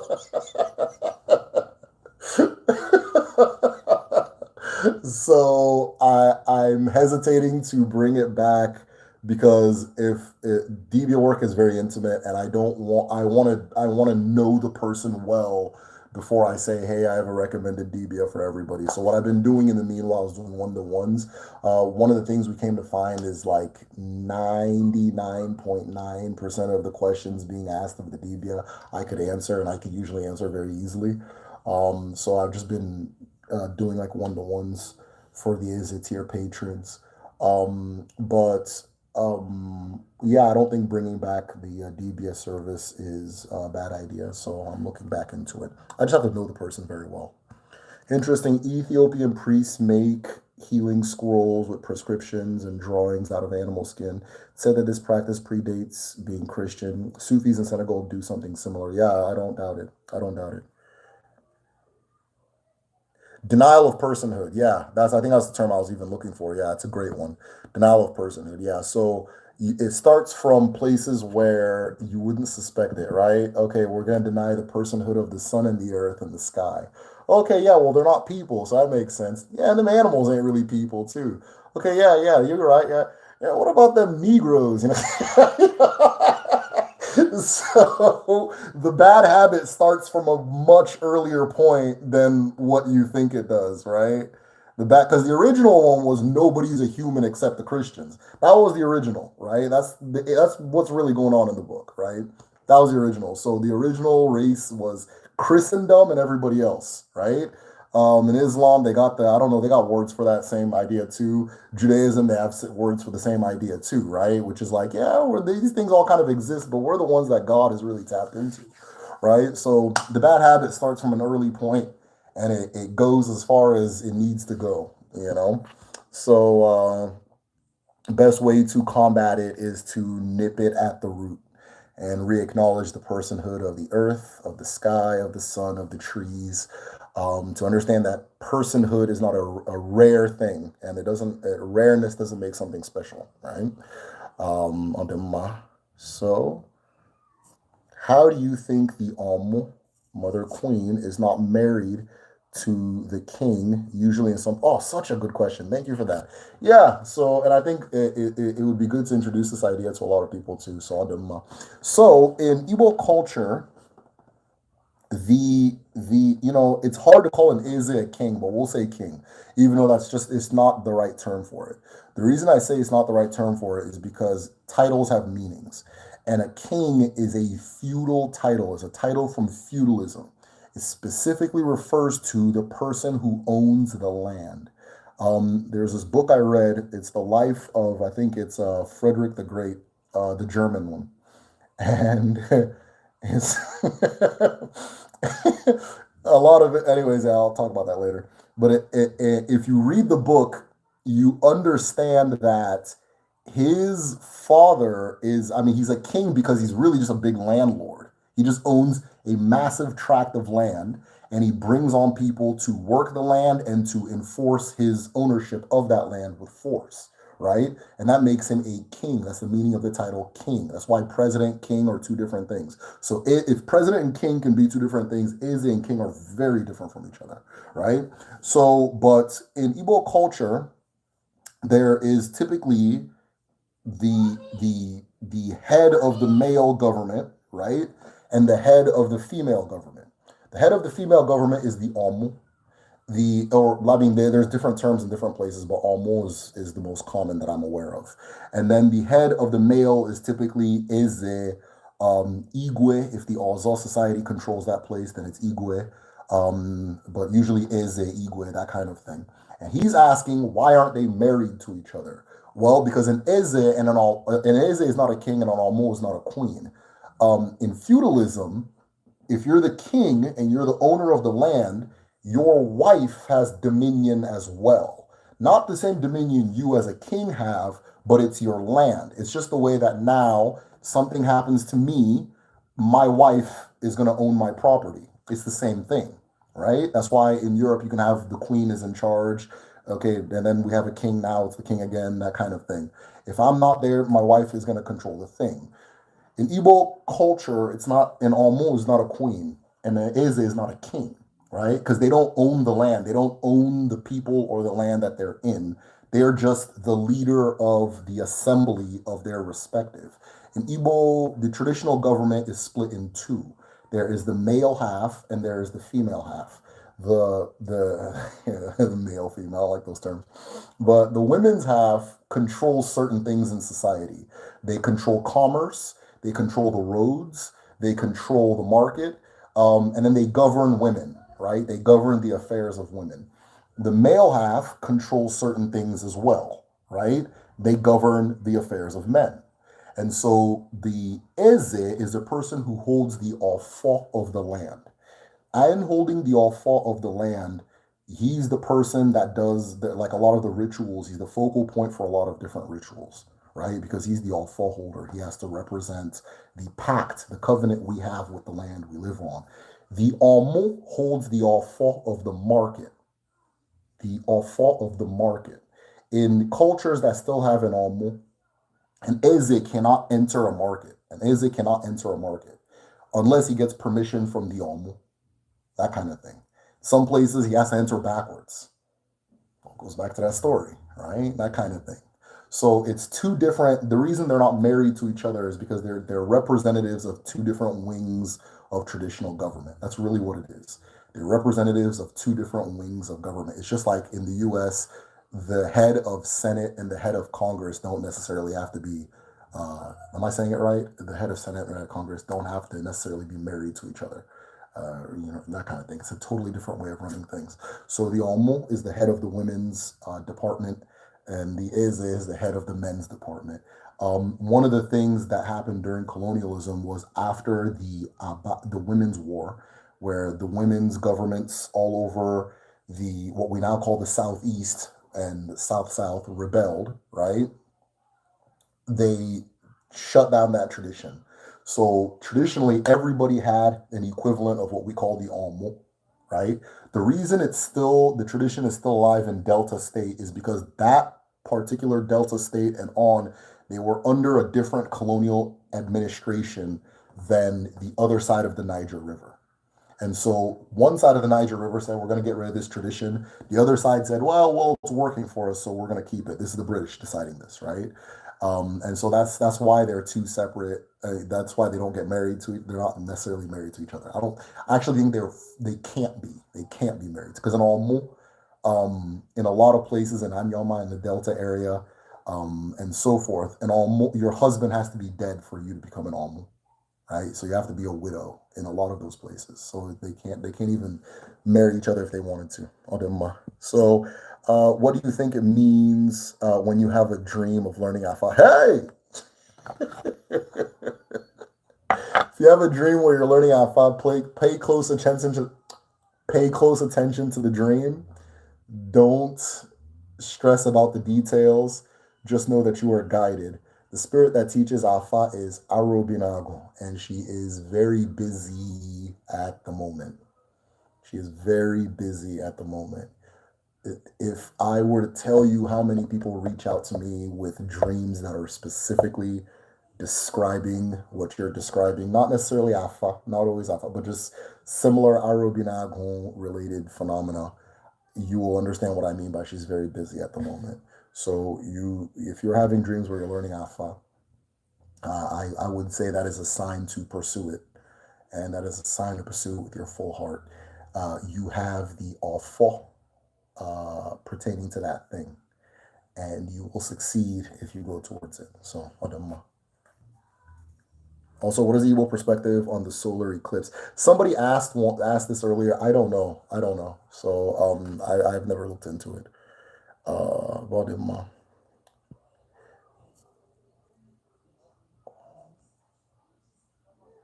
Though I know that Onitsha starts there's a major tradition that starts today.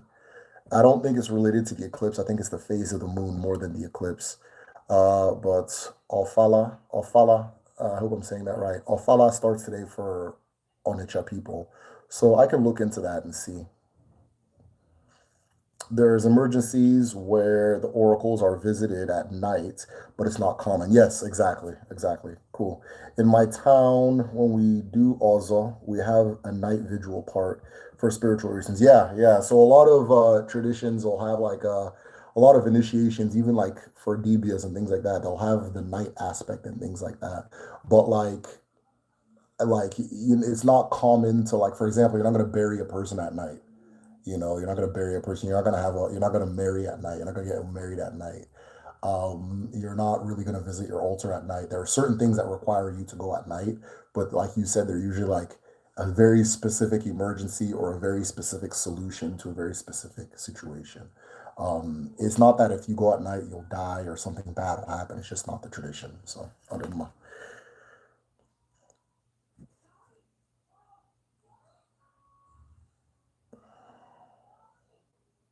Yes, I think there should be a world-renowned Igbo app. I'm ready to invest. He said, "Can you make a video on it?" I'm sure. Yeah.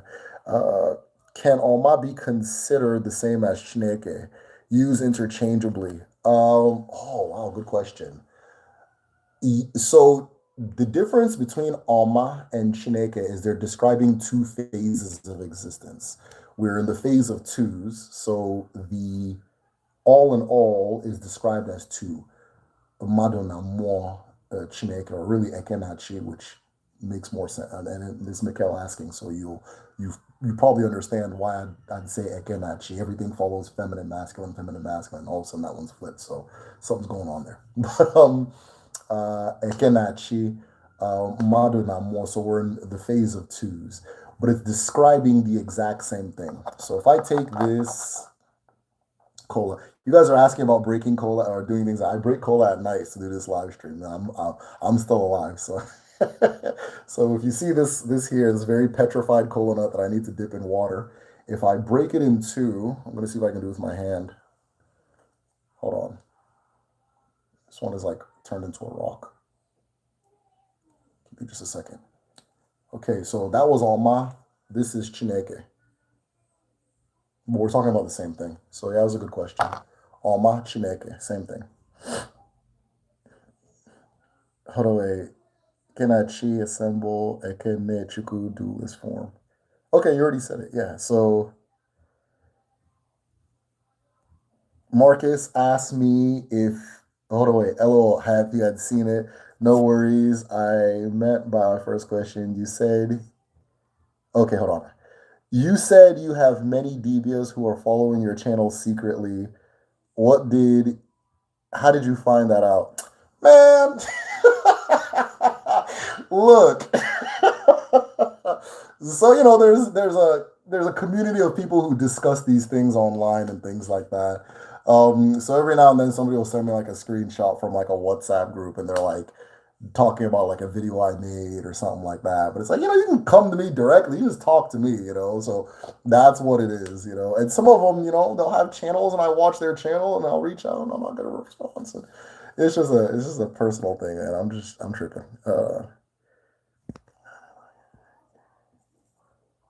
Can one honor a deceased sibling at their ancestral altar, or is that a separate altar? Um, Not at your altar. Not at your altar. You can give acknowledgments, things like that, but not at your altar. If your deceased sibling lived a full life, like they were able to live a full life, then yes. But I'm assuming you're younger, and by younger I mean like not gray. Um, and if the person died like prematurely, not at your altar. Um, you can pay respects, but yeah, not at your altar if it was a premature, like if it was premature. But if they really, the way we measure it in our culture is if they had children. If they had children, then yes, you can. If they had children, yes, you can. If they didn't, then no. Thank you. Great explanation. Thanks. A queen is married to a king, and Omo is like a woman king. Yeah, yeah. Okay, so I think you heard yeah, woman ruler. Yeah. So yeah, Omo, woman leader, woman ruler, however you want to put it. I wouldn't use the word ruler, but I don't know. I feel like I get into semantics a lot. Did you hear about the asteroid that NASA took samples of? And it's basically organic space water. Wow. Hydrated clay minerals like black space water. Yeah, I mean it's nice that they have a physical version of that, but I think it's safe to assume that I think one of the things about like the scientific let's call it the scientific community, and this is not like an anti-science thing. Like I'm I'm a scienceophile. I don't know what the word is for like someone who really I'm into science, right? Um, there's this kind of assumption like okay, so as we're learning new things, a lot of this new learning comes from the assumption that there's something very, very special about humans and very, very special about Earth. And then as we pan out, like, oh, it turns out this place has this thing too. This place has it's like, yeah, yeah, it's all made of the same stuff. It's all made of the same stuff. There's water everywhere. There's all these different things, all everywhere. It's all made of the same stuff. So assume that what you're seeing here, you're going to see elsewhere, right? And then when you see it, it's like, okay, yeah, that makes sense, rather than, oh, wow, right? What was the recent one they just did? It was like an animal thing too. Okay, one of the formative moments in my development as a person was when I read this article. I used to get these. My dad used to get us these zoo books, right? And there are these little things that talk about animals and stuff. And I was obsessed. I love them. It was one of the places where I really realized that I'm just a curious person in general. And I tapped out. Like I remember the exact paragraph or sentence or whatever that I read, and it said something along. It was the penguin one, and it said that scientists have now discovered that penguins can have fun. And I remember once I saw that, I almost felt like the whole thing fell apart because I was like, "Wait, you didn't know that, right? Like, what? Like, Duh, like look at dogs. Like everything has fun, right? So the assumption is, oh, only humans have fun. And then, oh, did you know that dogs have fun? Did you know birds have fun? Did you know dolphins have fun? It's like these things all get called different scientific discoveries. So with the asteroid thing, right? I'm using this human animal example. Whatever's going on Earth, whatever minerals we have, whatever compositions of XYZ we have, just assume it's out there too. There's no reason not to, you know. So if you saw the movie The Woman King, Viola Davis is basically an animal. Yeah, yeah. I think I haven't seen the movie, but yeah. So whenever I like something, I always avoid movies of it, and it's because it means too much to me to just casually watch. So a lot of people send me, "Oh, did you see this movie? It's talking about this and this." And it's like, this is hard for me to watch because I don't know. It'll just so I haven't watched The Woman King, not because I think it's going to be a bad movie, but because I'm very happy that it exists, and I don't want to watch like for that reason I don't want to watch it. Like I don't want to get pissed off. How about that? So I don't want to be like disappointed or anything like that. So the anxiety level of watching it is a lot higher. Feudalism isn't really a thing. Many historians are moving away from using it because it's a term that's so broad it can mean any political system. So I'm going to disagree there. I think I know feudalism's a very specific thing. It's a very specific thing. But I think that it became so common. It's the basis of like how the modern world is structured. And because it's the basis of how the modern world is structured, and now it's just kind of like, well, what's feudalism? What isn't feudalism? Well, there's a lot of things that aren't feudalism. But feudalism is, especially like European feudalism, though you see it all over the place, not in Africa as well, there's versions of it. But the feudalism I'm talking about is one person owns the property, which is the land, right? One person owns all the property. Because that person owns all the property, they are the king. They maybe they typically acquire that property because they have a monopoly of force, right? And so they have a manor, an estate, whatever you want to call it, and then they hire people to work it, right? They hire people to work it, and then hire, they hire or buy people to work it, and then they bring in people to enforce the control of it, right? Now, this particular structure ends up becoming the structure of like your average company, the structure of just about any modern country, that kind of thing. And so, yeah, it is a very specific thing. I don't think it's vague at all. The assumption is that that's just what it is. That's just how everybody did everything. That's not how everybody did things, right? And so, yeah, it is a different, specific, and very unique thing. It just ended up being, just the cornerstone or the foundation of the modern world. So, yeah, but no, it's a very real thing. Like for example, people always say like you always use the Queen of it. They're gonna shut this. They're about to shut this. They're about to shut this live stream down, y'all. So I use like England for example, right? And people are just like, oh, why are we paying the royal family millions of dollars of taxpayer money? They don't do anything. They don't do anything. It's like you're in their house, stupid. You're on their land. You're on their front yard. That's not. It's not. This is just a. Oh, England is so good at propaganda. It blows my mind. It is a. It's so. England is so good. America's better, but England is so good at it. It blows your mind, right? So what the UK is those lands, Canada, not this is not the UK, but like the dominions of the Queen. Canada is the actual physical property of the Queen of England, right? The colonies were the actual physical, like as the same way. Oh, I bought a house. This is my yard. This is my backyard. This is Australia. This is fucking Kenya. Is it that it's the actual England is the actual property of the Queen of England. It's not a place where she's the head of the government. It's her house. It's her house. They used to have them British, and some of you guys are British, and you tell me, I think they got rid of it. But as of like even 2003 ish, I think is when I first saw it. That preamble in the passport: we hold this passport to ask the Queen permission to leave her royal lands, And this passport means that we can leave the lands of the Queen of England, yada yada yada, and she can shut down Parliament whenever she wants. She's not susceptible. There's no law that she's like you don't make laws for the Queen of England or the king. I think it's a king. I don't think I know it's a king now. It's she owns it's her house, right? It's not the same thing as the United States. It's not the same thing as other countries. It's her house. That's how it was in France. They had the French Revolution. They said we don't want that. We're gonna take her land, his or her and her land. We're gonna take their land from it, and we're gonna make a whole new thing, right? That's what the French Revolution was. But that was it's her house. It's her. It's the same. Think of it the same way you think of your apartment. That's what it is. It's just by her grace, in the term, right? She just lets y'all do what you want to do because she's chill. Or he's chill. That's all it is.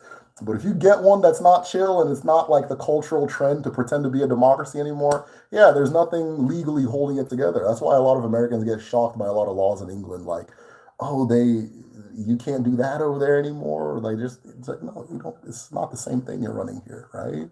And they have the House of Lords, the managers, the people that manage the thing, right? And then the Commons, which they present the Commons as the government, right? So they'll present the Commons as the government because that's the most democratic looking thing. But the House of Commons is really just like, like when you're in an apartment complex and they have like the complaint box. That's all that is. It's just the complaint box is very important over there, right? They take it a lot more seriously, or like it's where all the emails go. And that's why like Americans will watch like, oh man, the government, they just in the British government, they just say whatever to each other. They'll cuss each other out. No, this one is wearing that, and look at your toupee. And it's like, yeah, you're supposed to be like the unwashed masses complaining. It's an email box, right?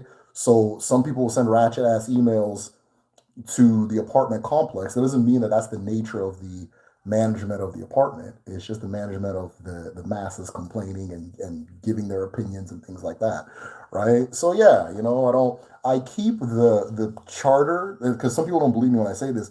I keep the charter to the BBC, the channel, in my library, in my Patreon library. They're like, why the hell you that's so random? Read that weird ass read that weird ass document. You're like, oh, okay, this is not what I thought it was. But they're just so good at like propaganda that you're just gonna believe it's a democracy because that's the trend. You have to be a democracy now. So like, okay, check this out.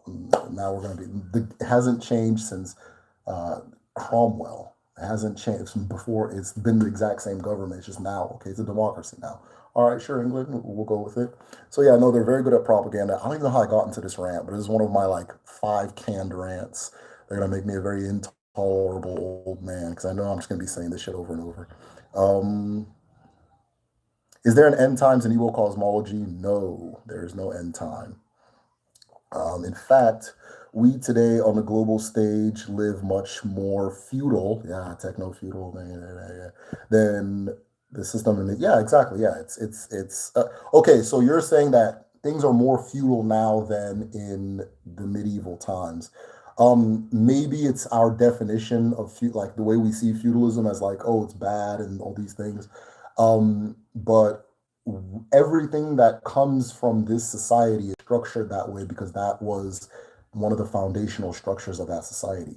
So like I remember when the internet was like the Wild West, and now it's kind of hedged up, right? So you're either using a Google thing or a Facebook thing or whatever thing, but we're all on Facebook's like right now I'm on Google's domain, right? I'm on Google's domain. Google's the head, and then things on top. It's a feudal system. It's all feudal. It's all fala, yes. Harvest celebration. Okay, cool. We have an orange person here. There's some solar concepts to it, but mainly new calendar year, successful harvest. Yeah, so let me see if I can find more questions. I've been ranting. Yeah. Okay, so you mentioned once that Igbo verbs turn into nouns by adding a vowel at the beginning. Yes. And you can figure out the meaning of nouns, yes, by looking at the first vowel. Could you make a video explaining this? Yes, absolutely. I'm going to be making a video eventually. It's not super soon, but eventually I'm going to make a video breaking it down because it makes learning Igbo really easy. It's not a hard language to learn whatsoever. It's basically what we do in Kedu. I think we cover this part in Igbo too, where, okay, and I can just kind of break it down a little bit now, right? So if there's an N, okay, so every word, if you look for the root verb, you'll come closer to understanding what it is. But the root verb is a big vague thing. So think of it almost like saying, I live in I'll use this Maryland, right? So the verb, so like ga, go. Ga is like go, but it's a big vague thing that points to going, right? And then if you put an N in front of it, nga, it becomes a noun and noun, right? Because it's convenient. The N makes it a noun. So nga is like a trip, right? It's like a trip. If you repeat the last sound, like the ga, it becomes like an ing, going, right?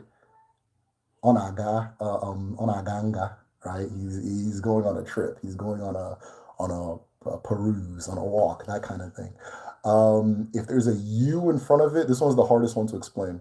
If there's a U in front of the verb, it's usually a vessel of that verb or a measurement of that verb, which is like, isn't that, so it's hard to explain that.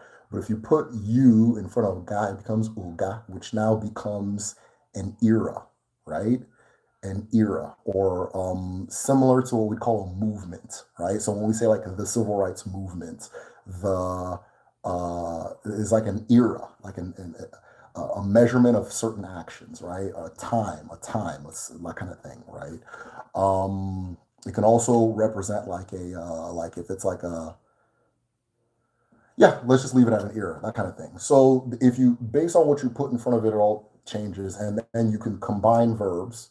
Uh, um, you can combine verbs and they take on like, I'm giving you a whole kiddo ass lesson, but it's like it's very easy. It's like if you learn there's about like 5 or 6 different things you can put in front of a verb that'll determine what it means. And then if you know what the verb means, then yeah. But here's the trick: if you want to learn Igbo, the best way to learn it is by learning the verbs. It's not the alphabet. Don't worry about the alphabet. You can learn. If you know the English alphabet, you're fine. Learn the verbs. Learn about 20 verbs and you'll be fine. Learn about 20 verbs and you'll be fine, right? It's just like with counting. If you learn 1 to 10, you can figure out the rest. So, but yeah, I'll make a video, it'll be more concise. Do you or have you ever gone to UIU? Yeah, I used to go to UIU in Houston. Yeah, so I recommend it for anybody. What we call I've had people go to UIU and be like, basically that they're not talking about the stuff I talk about. They're not going to talk about the stuff I talk about. It's fine. It's like to get together, socialize, do like community work, network, that kind of thing. But it's not. It's because I've actually had people be like, yeah, they don't know anything about alcohol and all these. No, they definitely don't know nothing about that. So it's not the crowd. But yeah, no, UIU is awesome. I low key met my wife through UIU. I met her cousin through UIU, and I met her through her cousin. So yeah, no, I used to go to UIU. I think everybody finds their wife at UIU or husband or whatever. Do you think alcohol is linked to the subconscious mind? Yes, it is. They say the subconscious mind is all seeing and literally all knowing. Yes, when we say subconscious mind, that's what we're talking about. Alcohol. Uh, there's something special about humans think could stem from the denial of personhood. Yes, if penguin isn't an individual the way I'm an individual, the way I am, how could they possibly have fun the way I do? Exactly. And so then you do this thing where like, oh, it turns out that worms eat food. Like, okay, just assume whatever you're doing, they're all doing, and then when you find a difference, say, oh wow, that's interesting. There's a difference, right? But yeah, nature is repeating itself all over the place. Exactly, 100%. Just saw somebody say that because they posted a cell.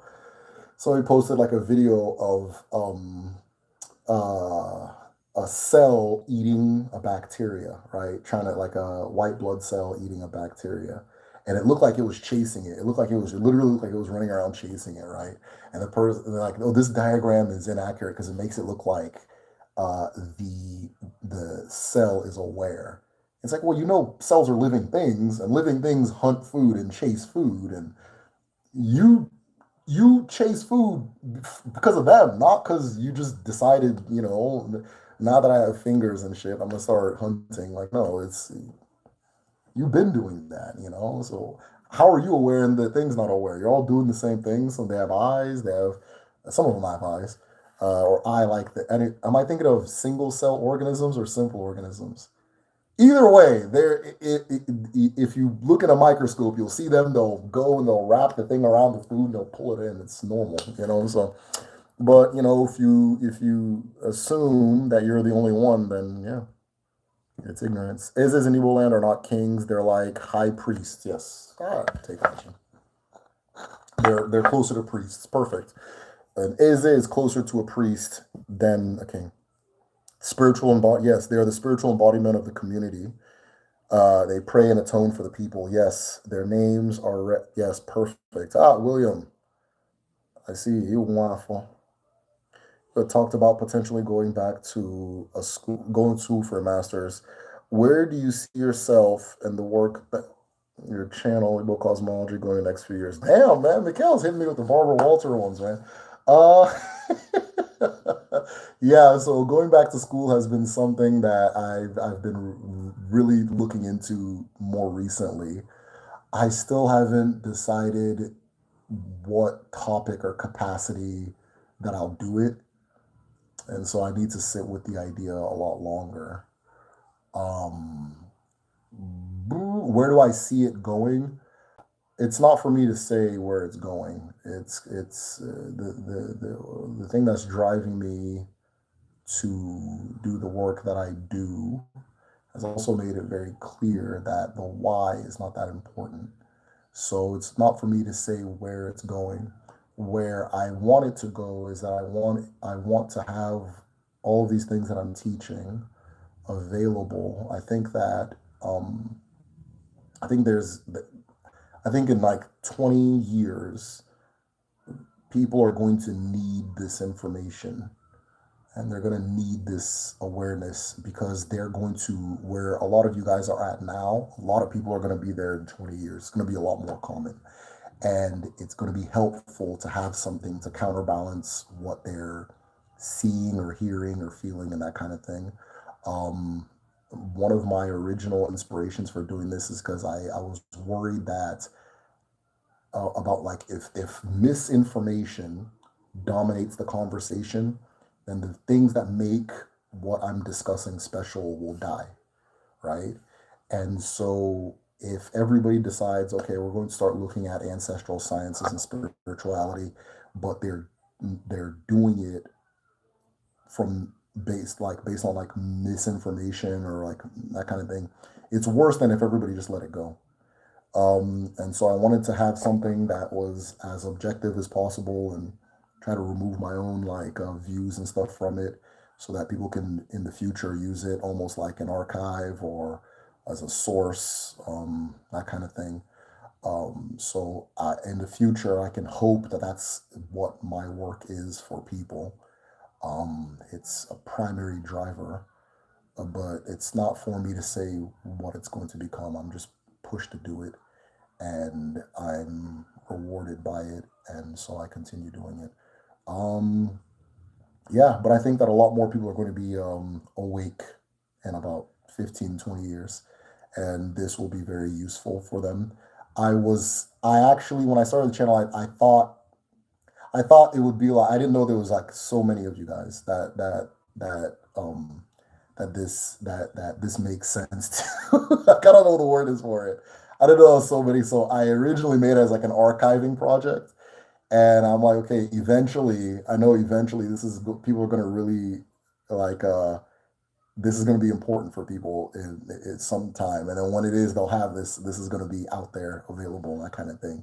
I like save, even when I put the videos up, I always save them on like hard drives and stuff and that kind of thing.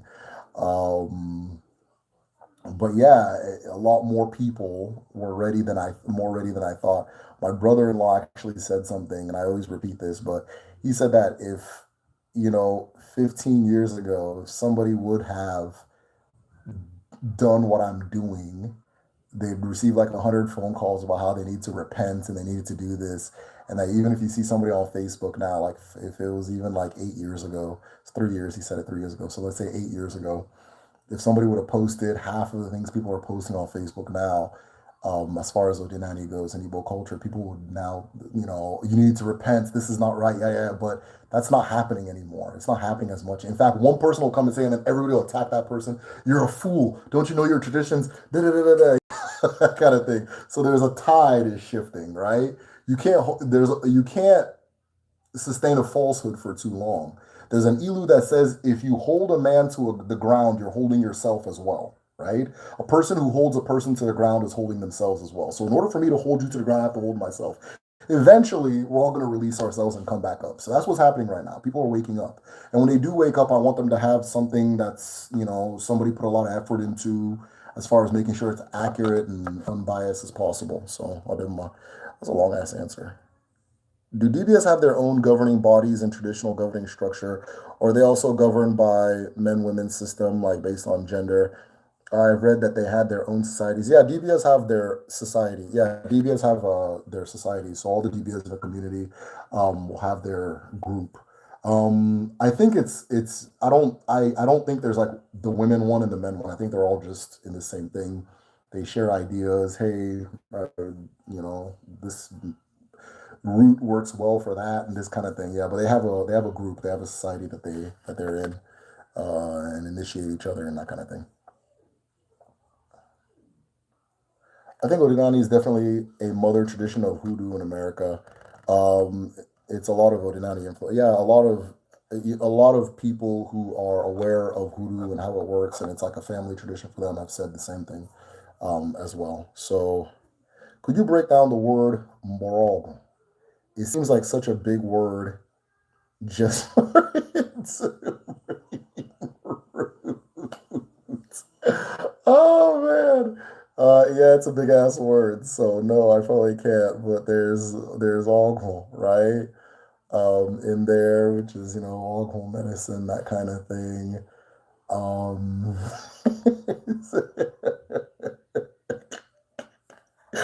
oh man, no, I can't really break that one down. As much as I said earlier with the different words. For some reason, I can't break that one down.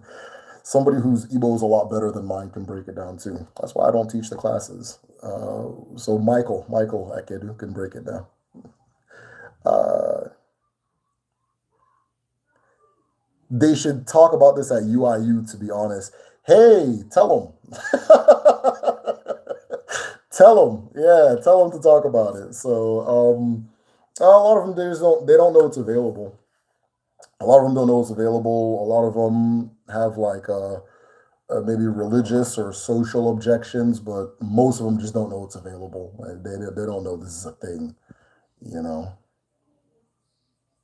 Have you thought about writing a book, self-publishing, codify this work even after YouTube is gone for future generations? Uh, we your fans. Oh, thank you, Mikhail. Thank you, man. Yeah, yeah, yeah. Um, I'll be writing. I've already written a book, and I'm in the editing process right now.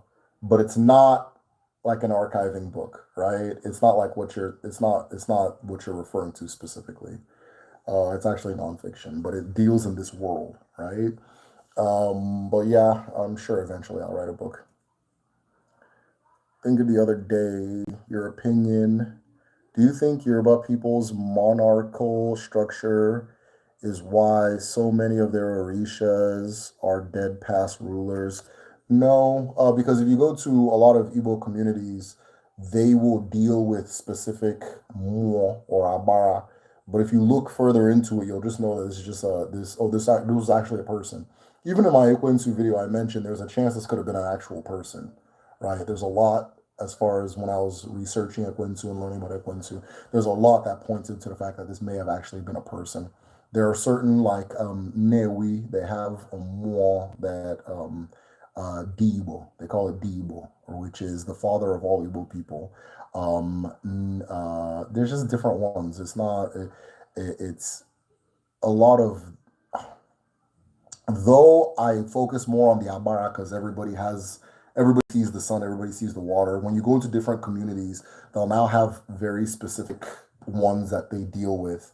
And if you dig into it, you'll find out this is actually a real person that lived at one point. So it's the same thing as the urban one.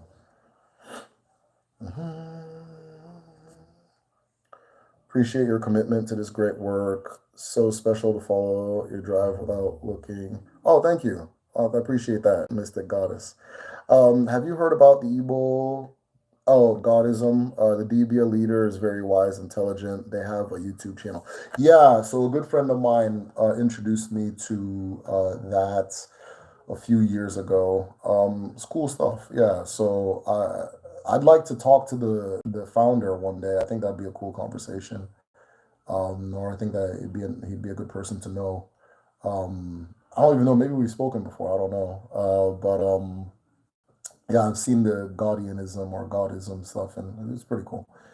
Uh, there's definitely a shift happening. Make Armstrong's proud. Feel he said, yes. I'm glad you're seeing it too.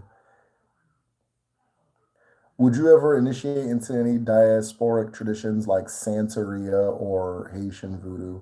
I haven't felt the calling to, so my answer right now is probably no. I haven't felt the calling to. I would like to be closer to them and study them and understand them. And some of them require initiation in order to study, which is smart. I don't think it's a bad thing. Um, but no, I don't have anything that's calling me to do that. Can I be a beta reader for your book? Oh, sure. Once it's like I said, the only reason I even feel comfortable talking about it is because I'm done writing it. So once I'm done with the editing, I'll announce it, and if you can remind me, then I think that'd be a great idea. But you guys, my eyes are starting to shut. It's we. They would have had a meltdown. What that is? Okay. Let me see if I missed any questions. I'm having fun, but I'm getting tired. All right, and I'm probably not even online anymore. The call stopped. So, you guys, as always, thank you for being a part of this. Thank you for joining the discussion. I think there was like more than usual this time, so that was pretty cool. And I didn't need to pressure anybody to hit the like button. You guys did a pretty good job of that on your own. So, of course, the two things I always say, best way to support the channel is joining the Patreon community at patreon.com/the medicine shell. Get in the group study. Get in the groups. Get in our group study. I want to hear some more of you guys' perspectives and things like that. So if unless you guys are shy, maybe it's a shyness thing, but if you can get in the group study, I really have a lot of fun doing that. If you enjoy these lives, you're gonna really enjoy the group study. This is like baby steps coming to the group study. But yeah, other than the group study, my whole research library is available. So we have books.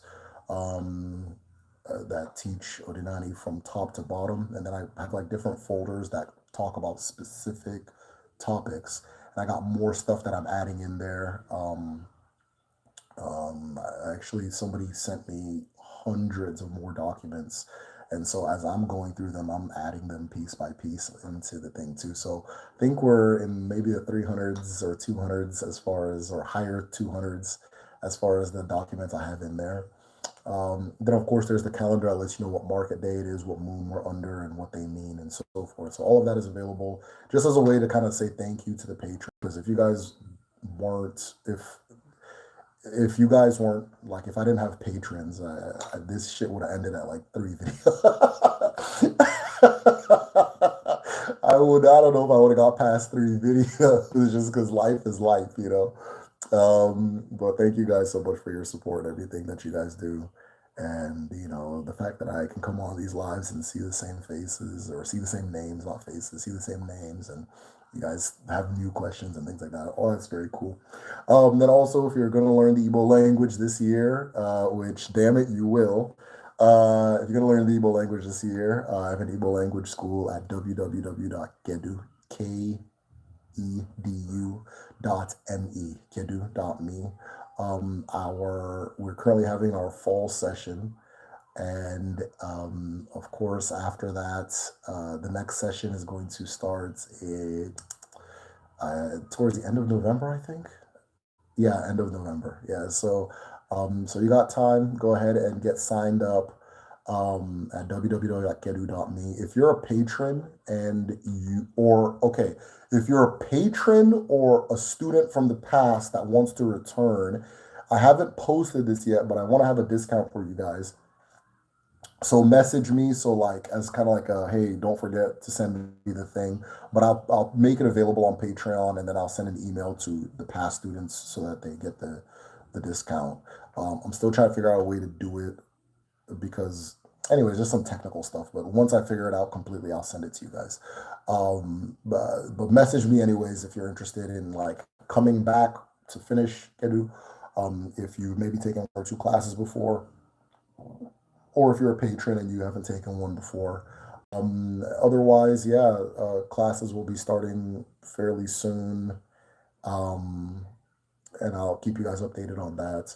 That being said, I think somebody says, can you muse on love and spirituality?